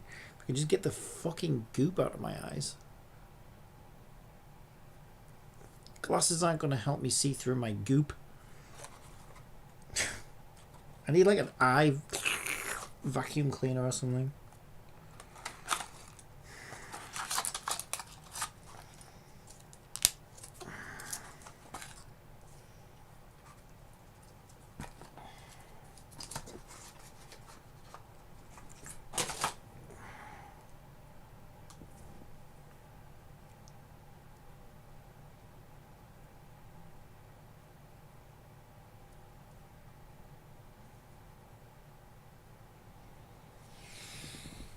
Oh my god.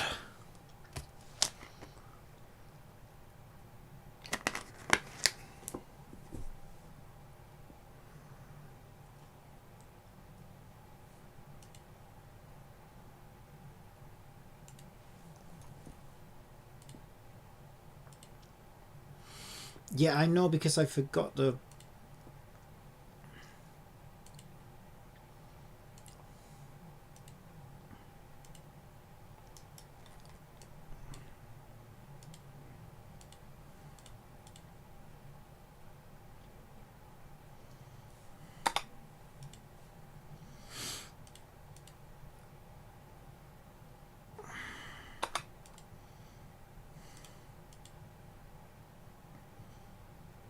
Yeah, that should work. Okay.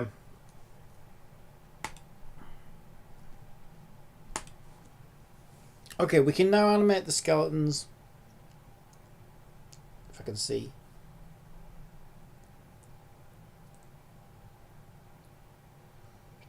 Let me just go fucking wash them. I'm just gonna put some fucking water in them or something. Ugh.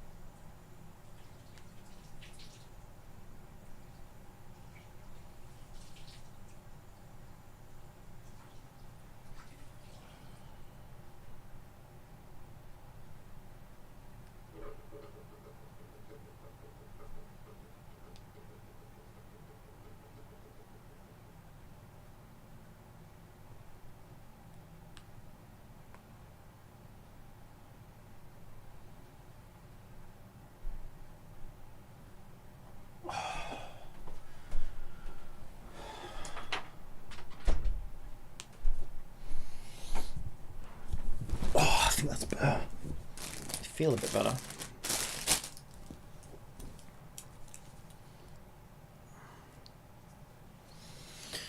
Alright.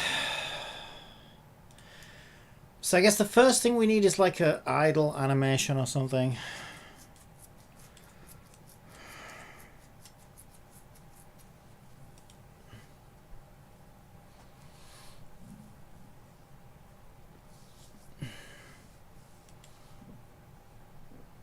We've got a fighting one here. Yeah, he's not a boxer though, is he? I kind of like the footwork part of it though. That's pretty good. Oh, there's one actually called boxing. Isn't that basically the same thing? Board.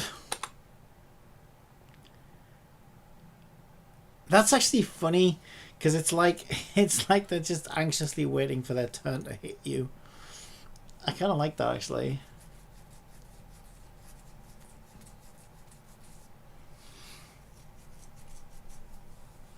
Oh my god.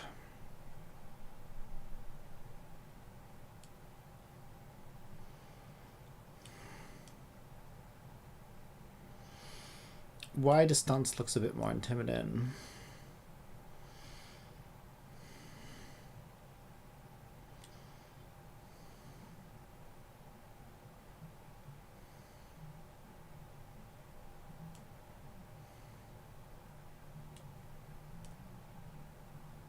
There we go.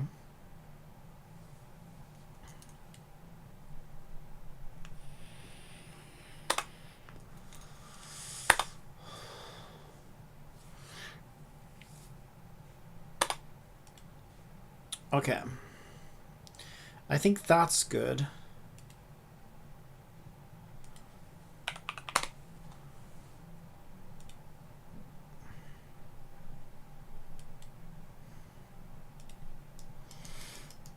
Okay, so we need to have a good animation loop.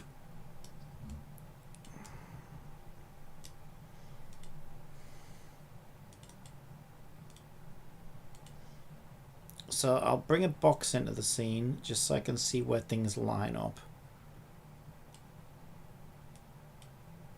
So we're going to mark the back of his hand with this box.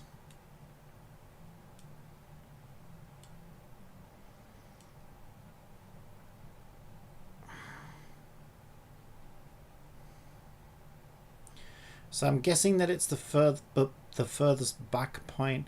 What's weird is he starts off further back than he ends up.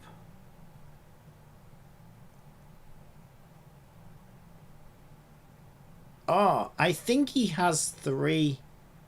I think his arm swing has three variations. Because it takes 3 swings before he gets back to his original frame.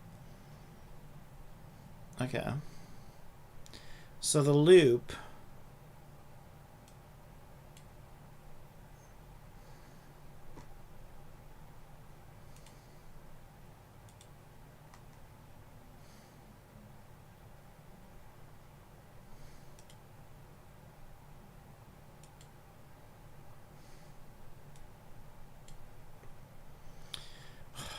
Fucking twat, I lost it now. The last frame is 268.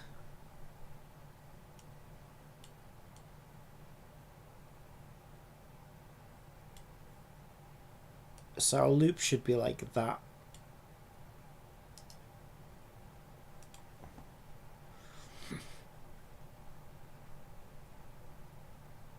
Yeah, that looks pretty good.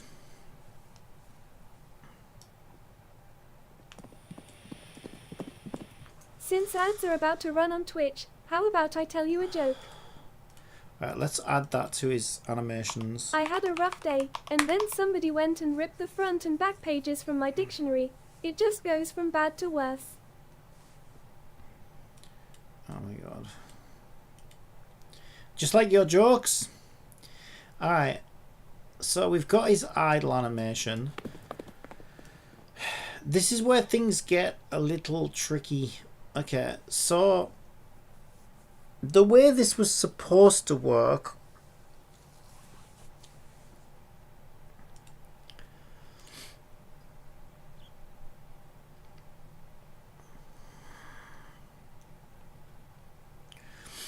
is we have weapon types, right? So this enemy is supposed to... Did I also duplicate the enemy script? I fucking did on the outlines. Let me at least remove those. I don't know if I'm going to keep that system yet.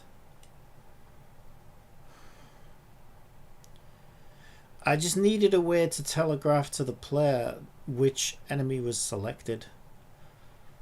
But I might need to rethink that. At the very least, let's remove the enemy component from that. Okay, so as you can see, my skeleton warrior decided was going to use a sword.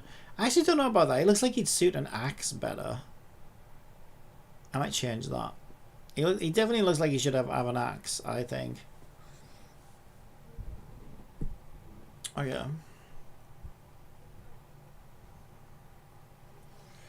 But the way it should work, in my mind, is each weapon type will have a basic attack animation specific to that weapon, right?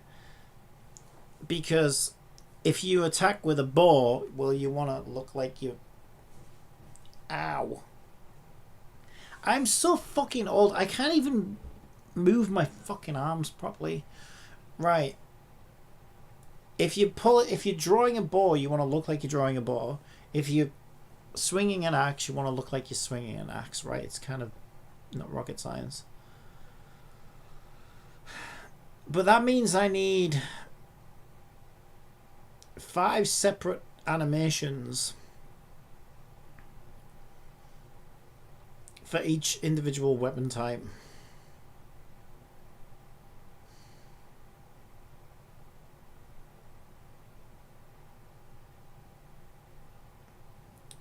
Okay.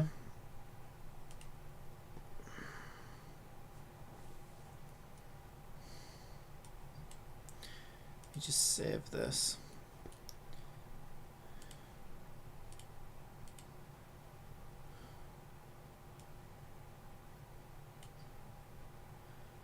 I thought I had a folder for this.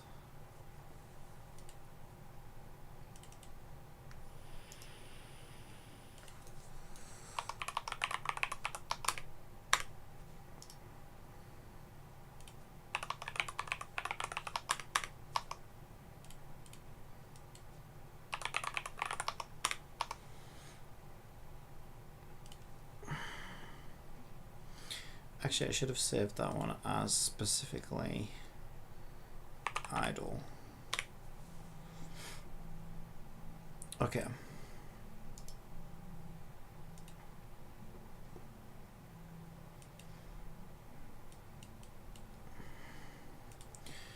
Now, I might get lucky because I do have a collection of animations.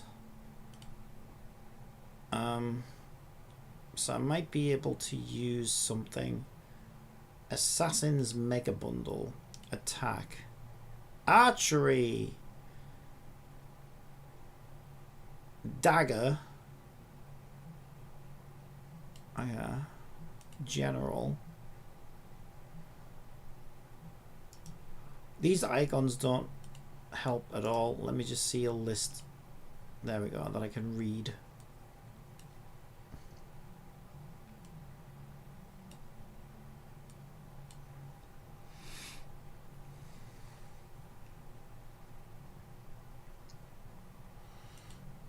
Cartoon motion.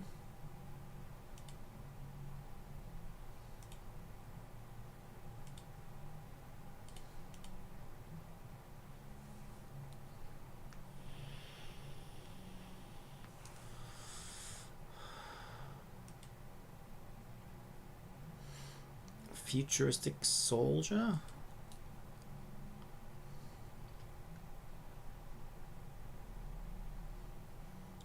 Glamorous moves.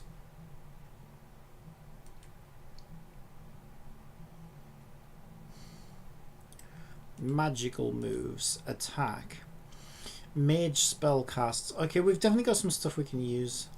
Medieval characters bundle, beggar, knight, blacksmith, farmer, thief, knight helmet, knight no helmet.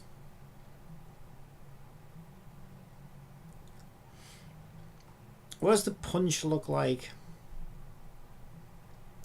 There's like idle sword, holding sword. Could we use a sword attack? Sword swing probably works similar to an axe, wouldn't it?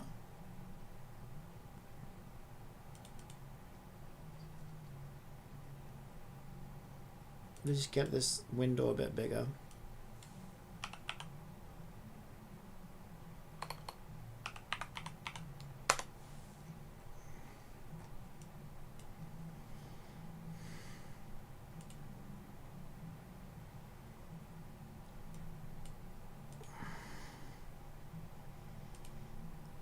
I mean, sword attack, it kind of works. What are you trying to stab a fucking beetle on the ground?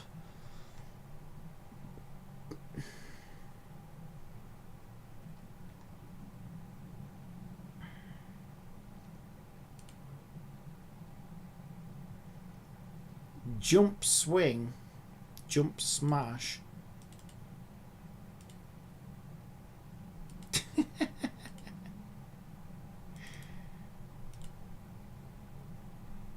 That's very dramatic.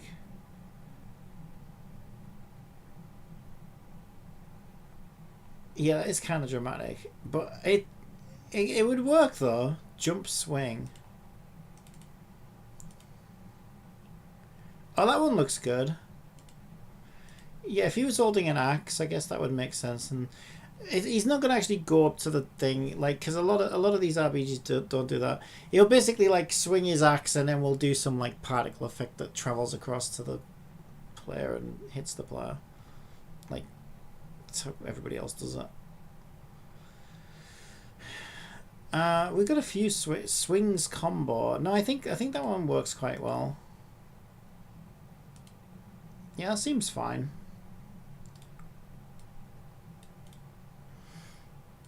Alright, so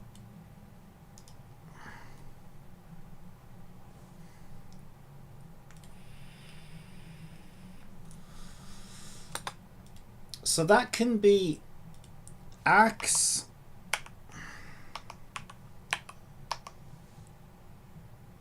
B for basic attack.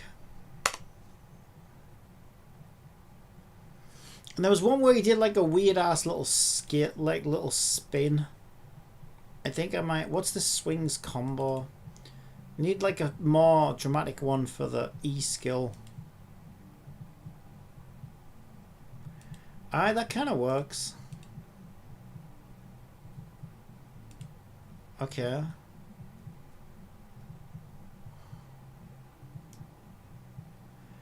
I mean, his arms kind of.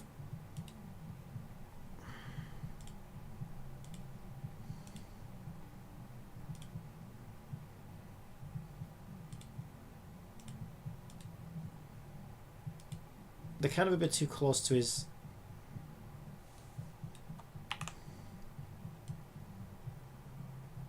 Yeah, let's try that. Nope, that's better. Okay, that can be his, like, axe E skill. And I might be able to cheat and use axe and sword. Use the same animations for axe and sword. Because they're both things that you swing. And the same goes for like the I have a staff and like a rod, and they're both like sort of magical poles, right? So I might basically just have like so the bow's unique, and then I've got sword and axe use the same animations, and staff and rod use the same animations essentially, because they're very similar to each other in terms of how you would wield them, I guess. So this could be.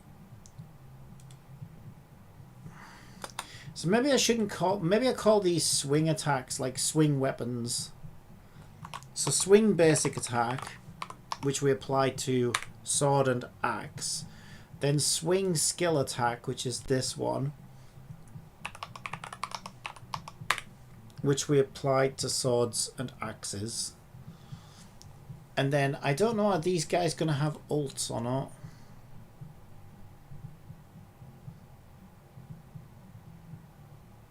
I don't know whether they would have. I think they are meant to have ults. It's up to me whether they have ults or not, but yeah, they probably should have like an ultimate attack.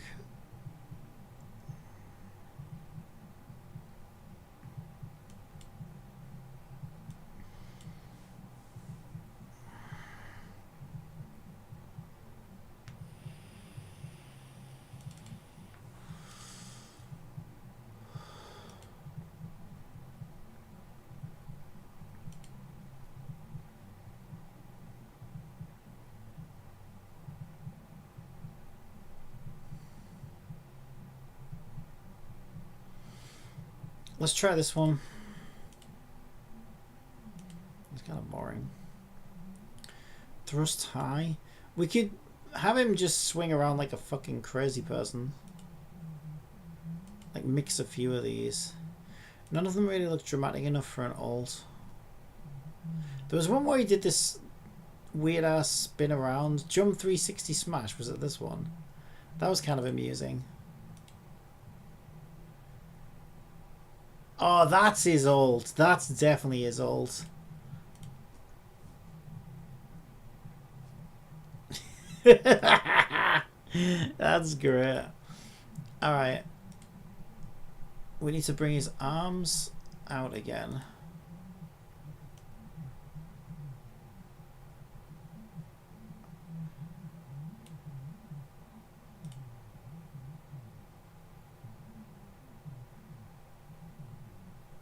Okay. Yeah, that's his ult, alright. His swing ult. Okay, that's good. That covers 2 weapons.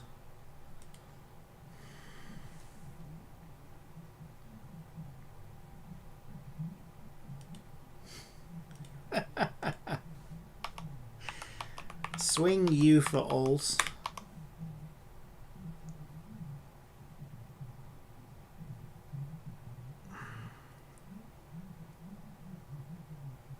Okay. And then we just need to do the same thing for bows and like magical attacks. So there was a... I'm seeing a lot of bow ones in here actually. We should probably do the bow ones first then. The archer. We've got archer aim.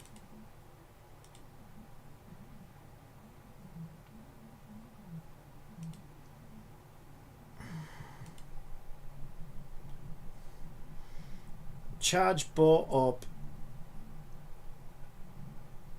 Charging.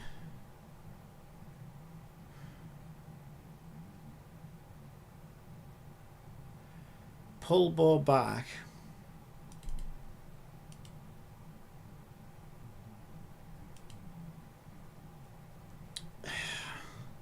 This is one of those things where like it doesn't really come together until you see how it like lines up with the weapons and stuff, so it's like it's kind of hard to visualize without bringing the weapon in.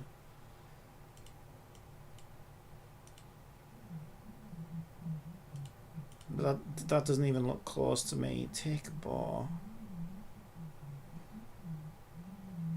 Shorting, is that supposed to be shooting? I think that's supposed to be shooting.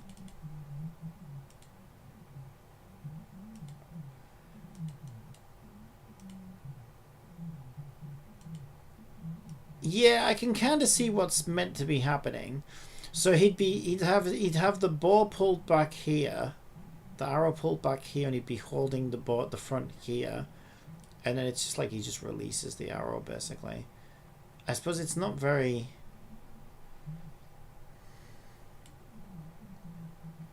It's not very exciting when the bow's not in the shot. And again, like a lot of this stuff comes down to like visual effects and stuff like that as well, right? The animations on their own aren't as important as you might think. They are important, but you can get away with like an anime. Like you might think something doesn't look particularly good on its own, but it's because when you layer. So first of all, we layer the weapons on top, and then we layer like special effects and particle effects on top, and you can throw in some extra like camera angles and stuff like that. And by the time it all comes together, it can look good. But when you're looking at one individual component, you can think, this doesn't really look that great.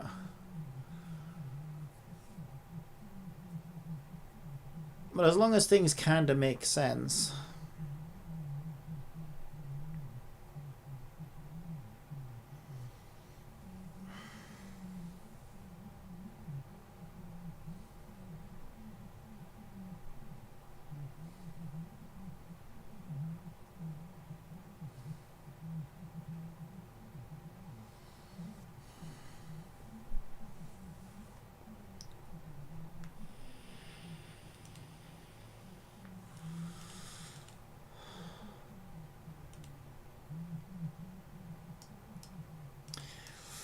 Yeah, the bow one's just kind of tricky because his arm wants to go through his clothing because of how it's meant to line up with the bow.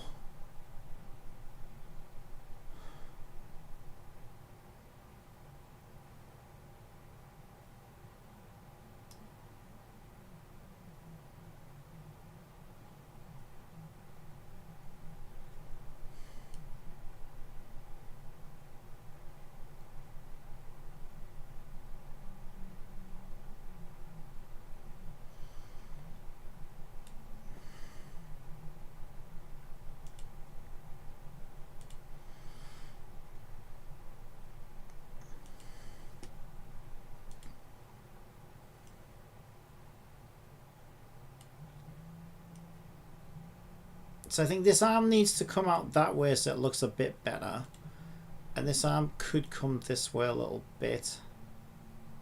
Yeah, I think that might look better because now it's like closer towards the center of like where his nose is.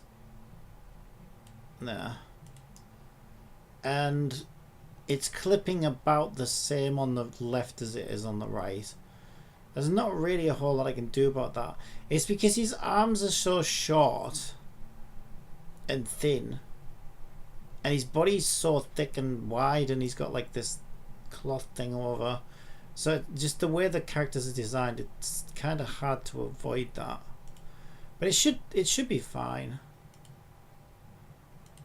Yeah, it should be fine once everything comes together, I think. As long as it mostly makes sense at this stage. So I think that's the bow normal attack right there. So we'll call that bow B, basic attack. And then we'll try and find a skill attack for the bow and an ultimate attack for the bow.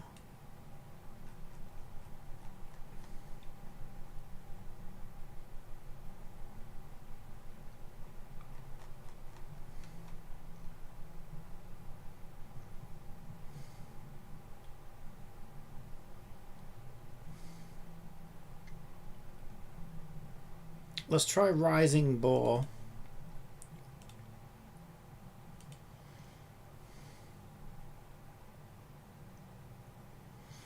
Let's try fire up. Actually, I think if I combine those, if I start with rising bow, let that play, and then add fire up to it, hopefully they'll line up.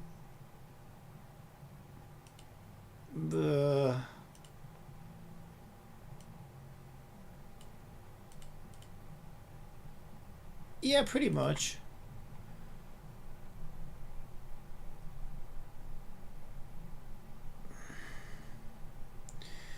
And then I think I would just, I'd kind of want to just get him back to a more rested position.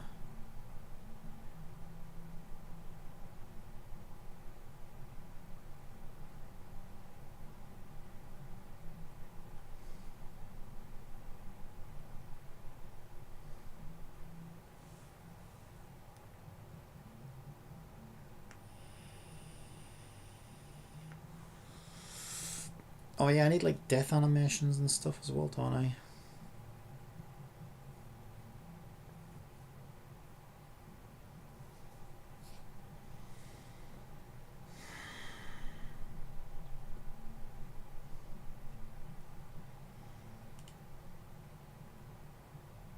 We could reverse that animation, I think. I think what we do is we grab this animation here, we put it on the end, and we reverse it so that he kind of like comes back down. There we go. So if we see the whole thing now, he sort of aims up and sort of rests back down again. Yeah, that seems fine. So that's going to be his skill attack.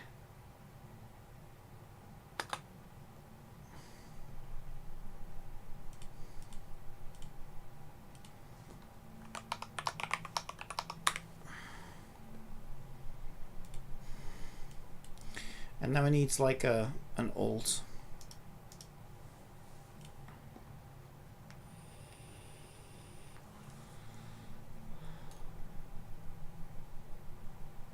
Don't think there's anything quite as dramatic. Walk combat. What does that look like?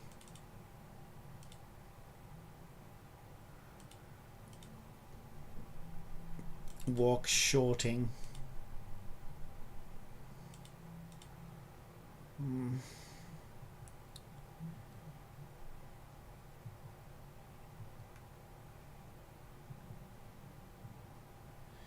I think the bow's weird, right? Because it's such a basic...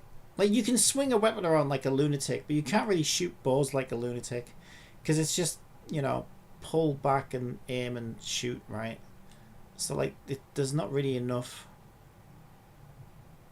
variation in the motion itself to really go nuts, right? So I think the way we solve that to make an ult animation look a bit more extreme is we kind of just want to extend the skill animation, aiming from up to down, aim from left to right, charge bow up.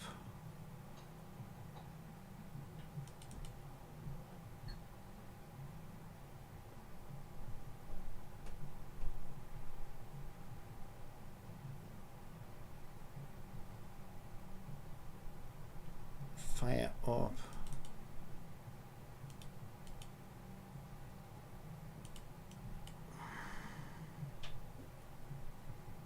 Rising bow. I think we just make it look like he charges for longer. Like he's really putting everything into it, you know.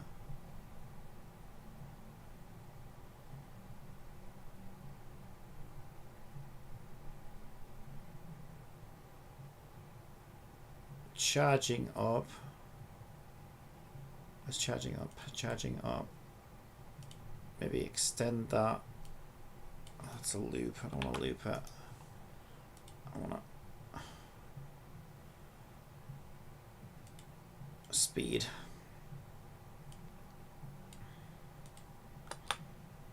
Like slow motion charge kind of thing. Aiming up.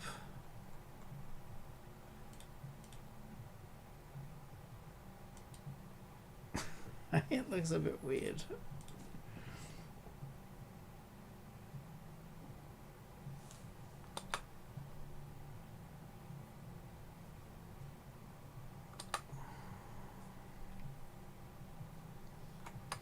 Again, with the bow, it's mainly going to come down to the projectiles and the particle effects and all the rest of it. I think that'll be fine. The motion itself, like I say, is not really... You can only make it look so dramatic. Shooting an arrow.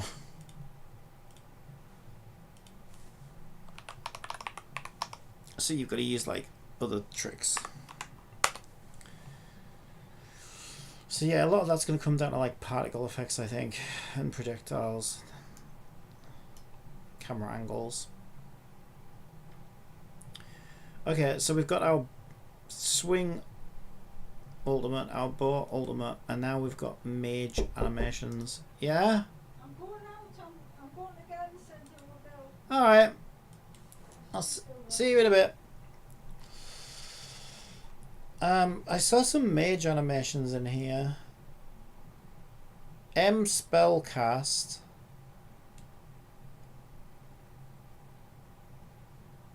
Right, M magic helix spell.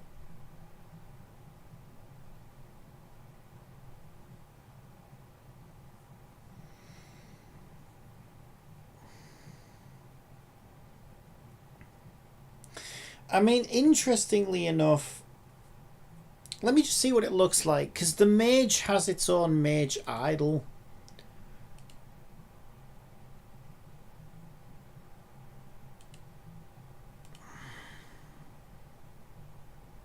It's pretty boring though, it doesn't really do much. Fireball spell.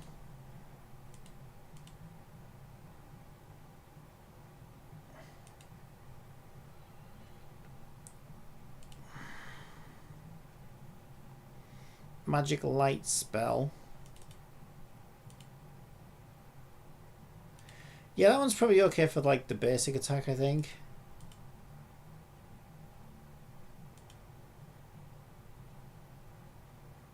Magic shot straight.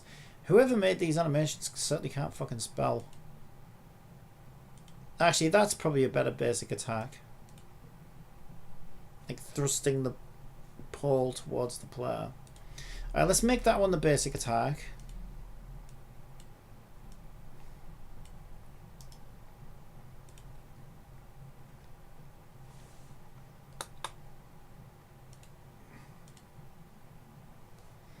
So this is staff B. And then the one that looks a little bit more dramatic was, I think, the light spell. That could be the skill attack.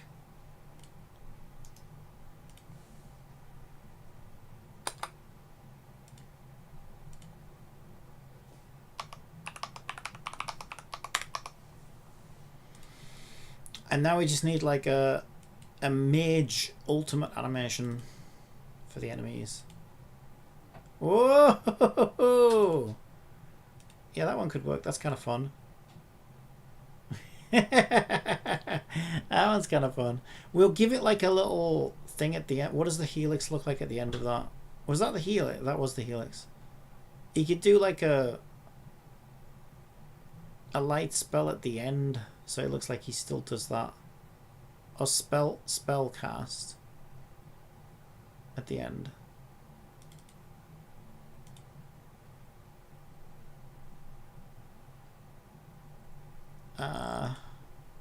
Let's see the other ones. Yeah, that looks pretty good. So let's see the whole thing.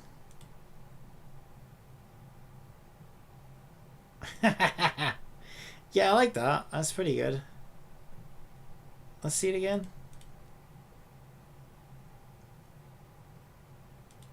I like that. That one's good actually. Okay. So we've got a staff ultimate attack.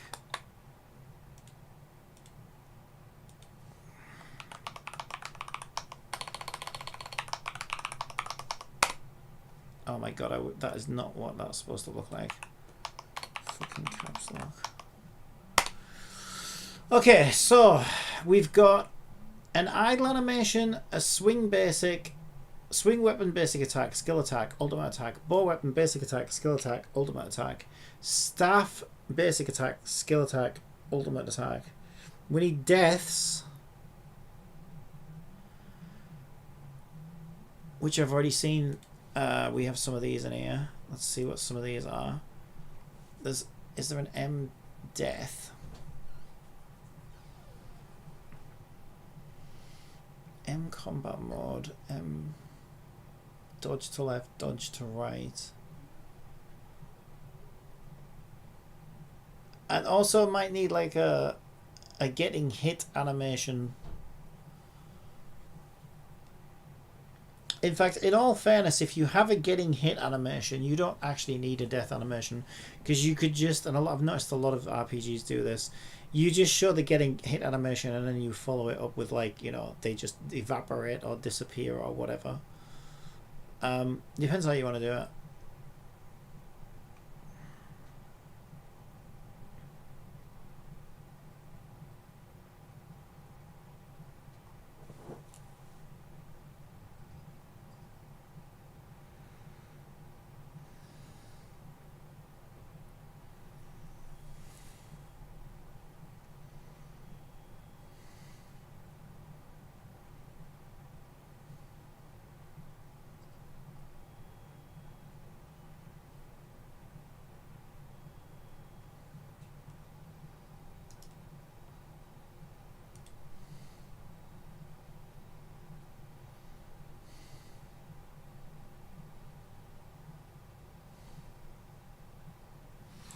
I'm seeing some death animations, but they're all like get knocked forwards or get knocked backwards, and I don't necessarily want to do that.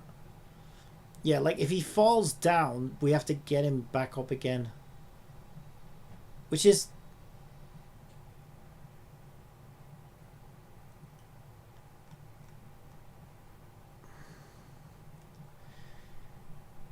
it sounds kind of fun, but I think it gets repetitive, right? If every single time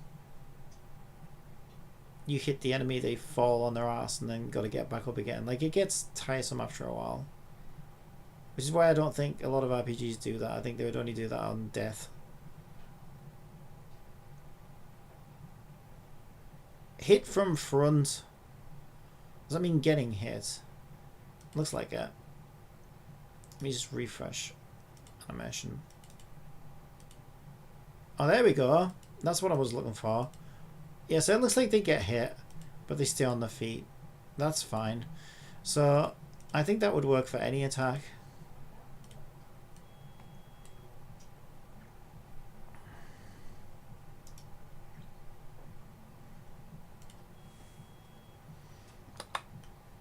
Alright, so we'll do get hit, and I don't know whether we'll end up using it or not, but we should probably have like a death animation as well, and we could just leave them on the floor as a corpse or whatever. We'll see what works best. There's Archer dying, but I mean that could be, I mean that's kind of fun. That could be anything, right? It doesn't have to be the Archer.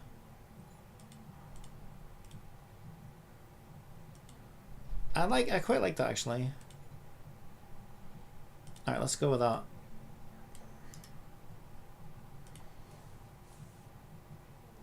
Alright, and now we've got a dying animation. Death.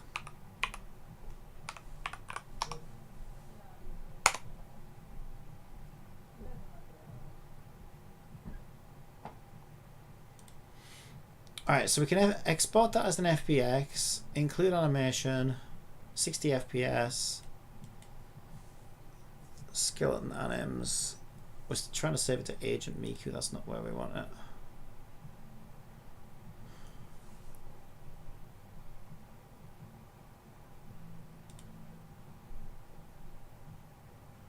iDLE.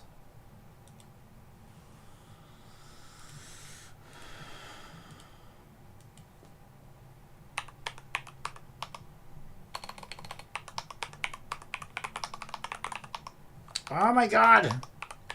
Skeleton anims. Thank you. Let's go. Okay. Okay, so we got our enemy animations. Just get Unity to import those. That was quick.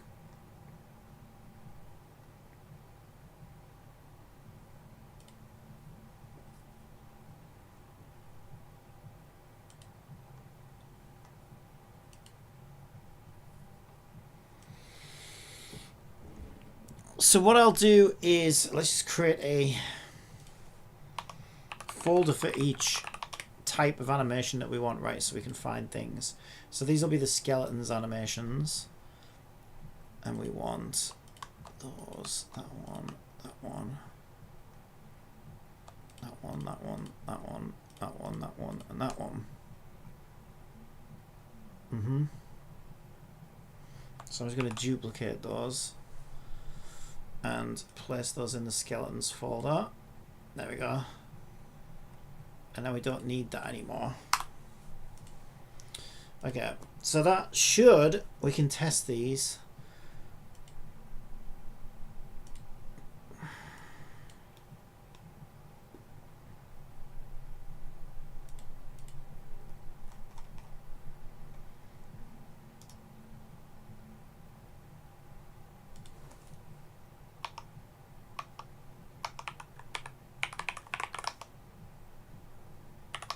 Skeleton control.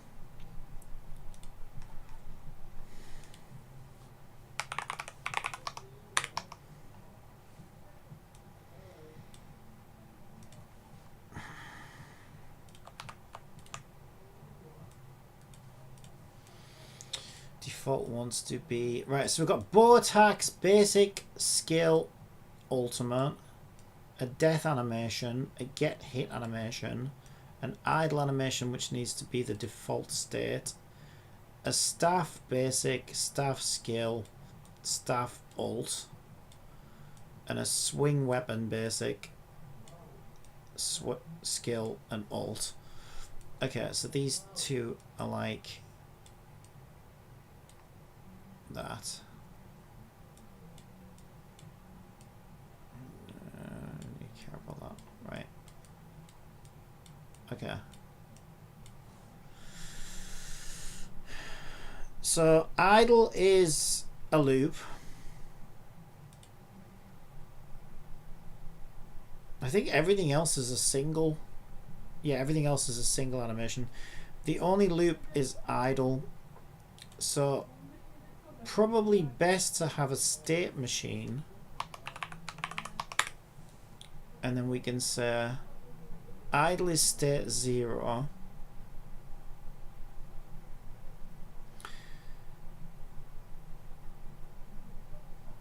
Blah, blah, blah, blah, blah, blah, blah.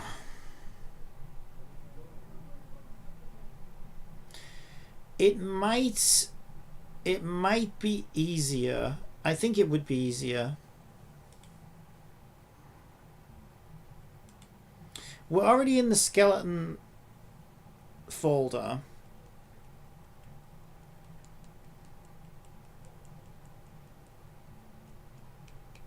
I think we have a separate controller for bow weapons, a separate controller for swing weapons, and a separate controller for staff weapons, because it just makes the state machine problem easier to solve.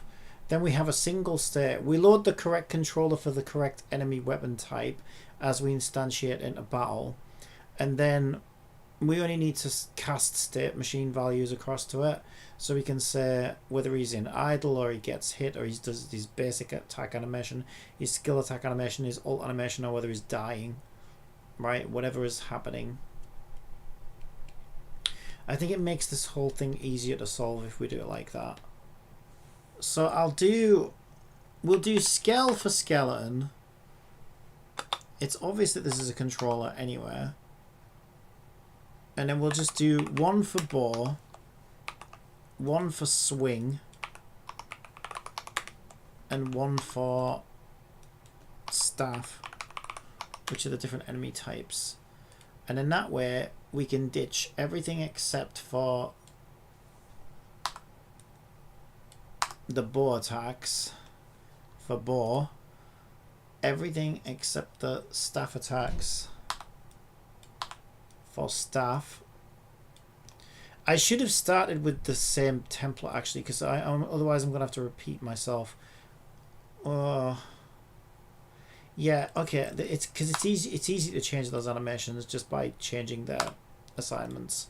Okay, so let's just work on one blueprint at a time. So this is our bow attack, and we've got a state machine here. So I think it should be as simple as state 0 is idle. So every single one of these nodes wants to point back to idle.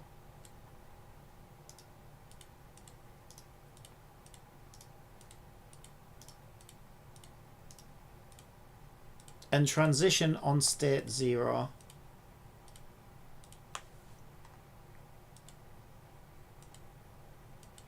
There we go.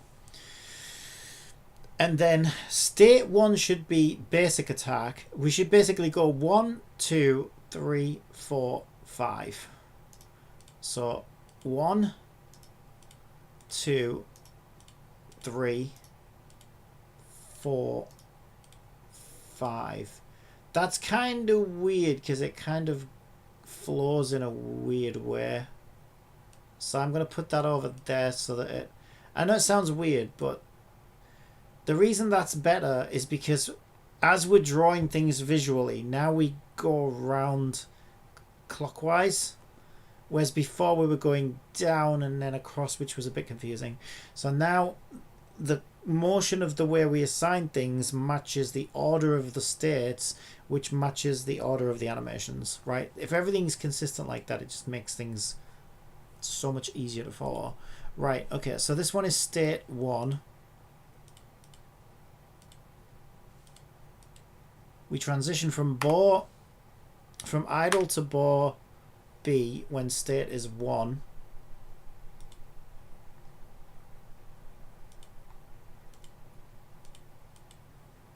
When state is 2. When state is 3. We also need to look at like exit times and things. When state is 4. When state is 5. So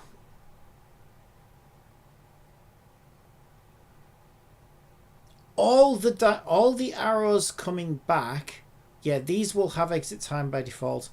All the arrows which flow into idle need exit time. All the ones that flow away from idle do not want exit time. So I just need to click all these bottom arrows and uncheck exit time. There we go. Now we have a fully working state machine for a skeleton, but it only applies to bow. So now we need to duplicate it and change one for swing weapons and change another one for staff weapons.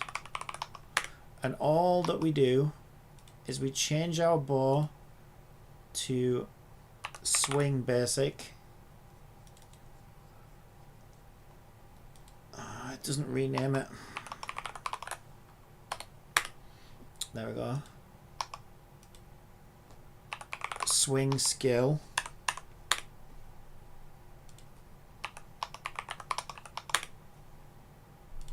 Swing alt.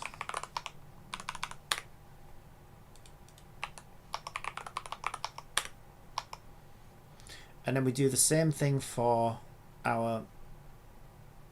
Shit, which animation controller am I on? Fuck. I was on staff. Okay, let's just call this one staff. I accidentally picked the wrong thing. Staff is swing. Yeah, just a minute. I need to call this one swing, but it won't let me unless I call this something else. And it won't let me call that staff because we've already got a staff. So let's just call... Let me just fucking delete this one then. Just give me a sec. Staff is now swing. Because I fucked up. Right, staff is now swing. Now duplicate swing and call it staff. And assign staff. Fucking hell, we'll get there eventually. Right, staff. Basic attack. Make sure we name it as such so we don't get confused. Staff basic. Staff skill attack. Name it as such. Staff skill attack. And staff ultimate. Stuff ultimate. Name it as such. Alright, that should be it. So now we have bow animations for the bow skeleton. staff animations for the staff skeleton and swing animations for the swing skeleton, but they all work off the same state machine logic, which is perfect. That's exactly what we want.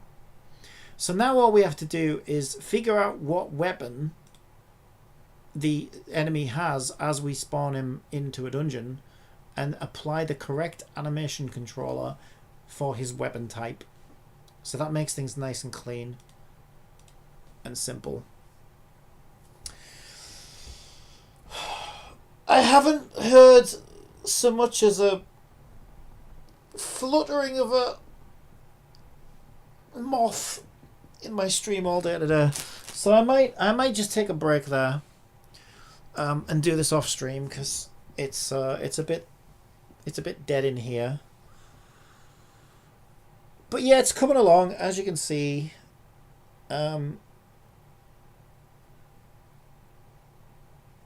We've also got to align weapons and oh my god, there's so much stuff to do. We're getting there though. We're getting there. But the skeletons have animations now. We have state machines. We know how we're dividing state machines, which is going to be by weapon type. We can see we've got some nice preset animations ready to go in iClone for those types of things. We still need to apply all those to the player characters as well. But yeah, I think things are making sense. Things are lining up. I think we're looking good. But essentially I am still talking to myself, so I think I'll just do this off stream. Because it's more taxing as well, like obviously like commenting on everything that I'm doing, and but I kind of do that sometimes anyway though, because it's a way it helps me sort of think out loud sometimes. But yeah, other times it's easier just to get my head down and I can listen to music or whatever I want and just, you know, work at my own pace.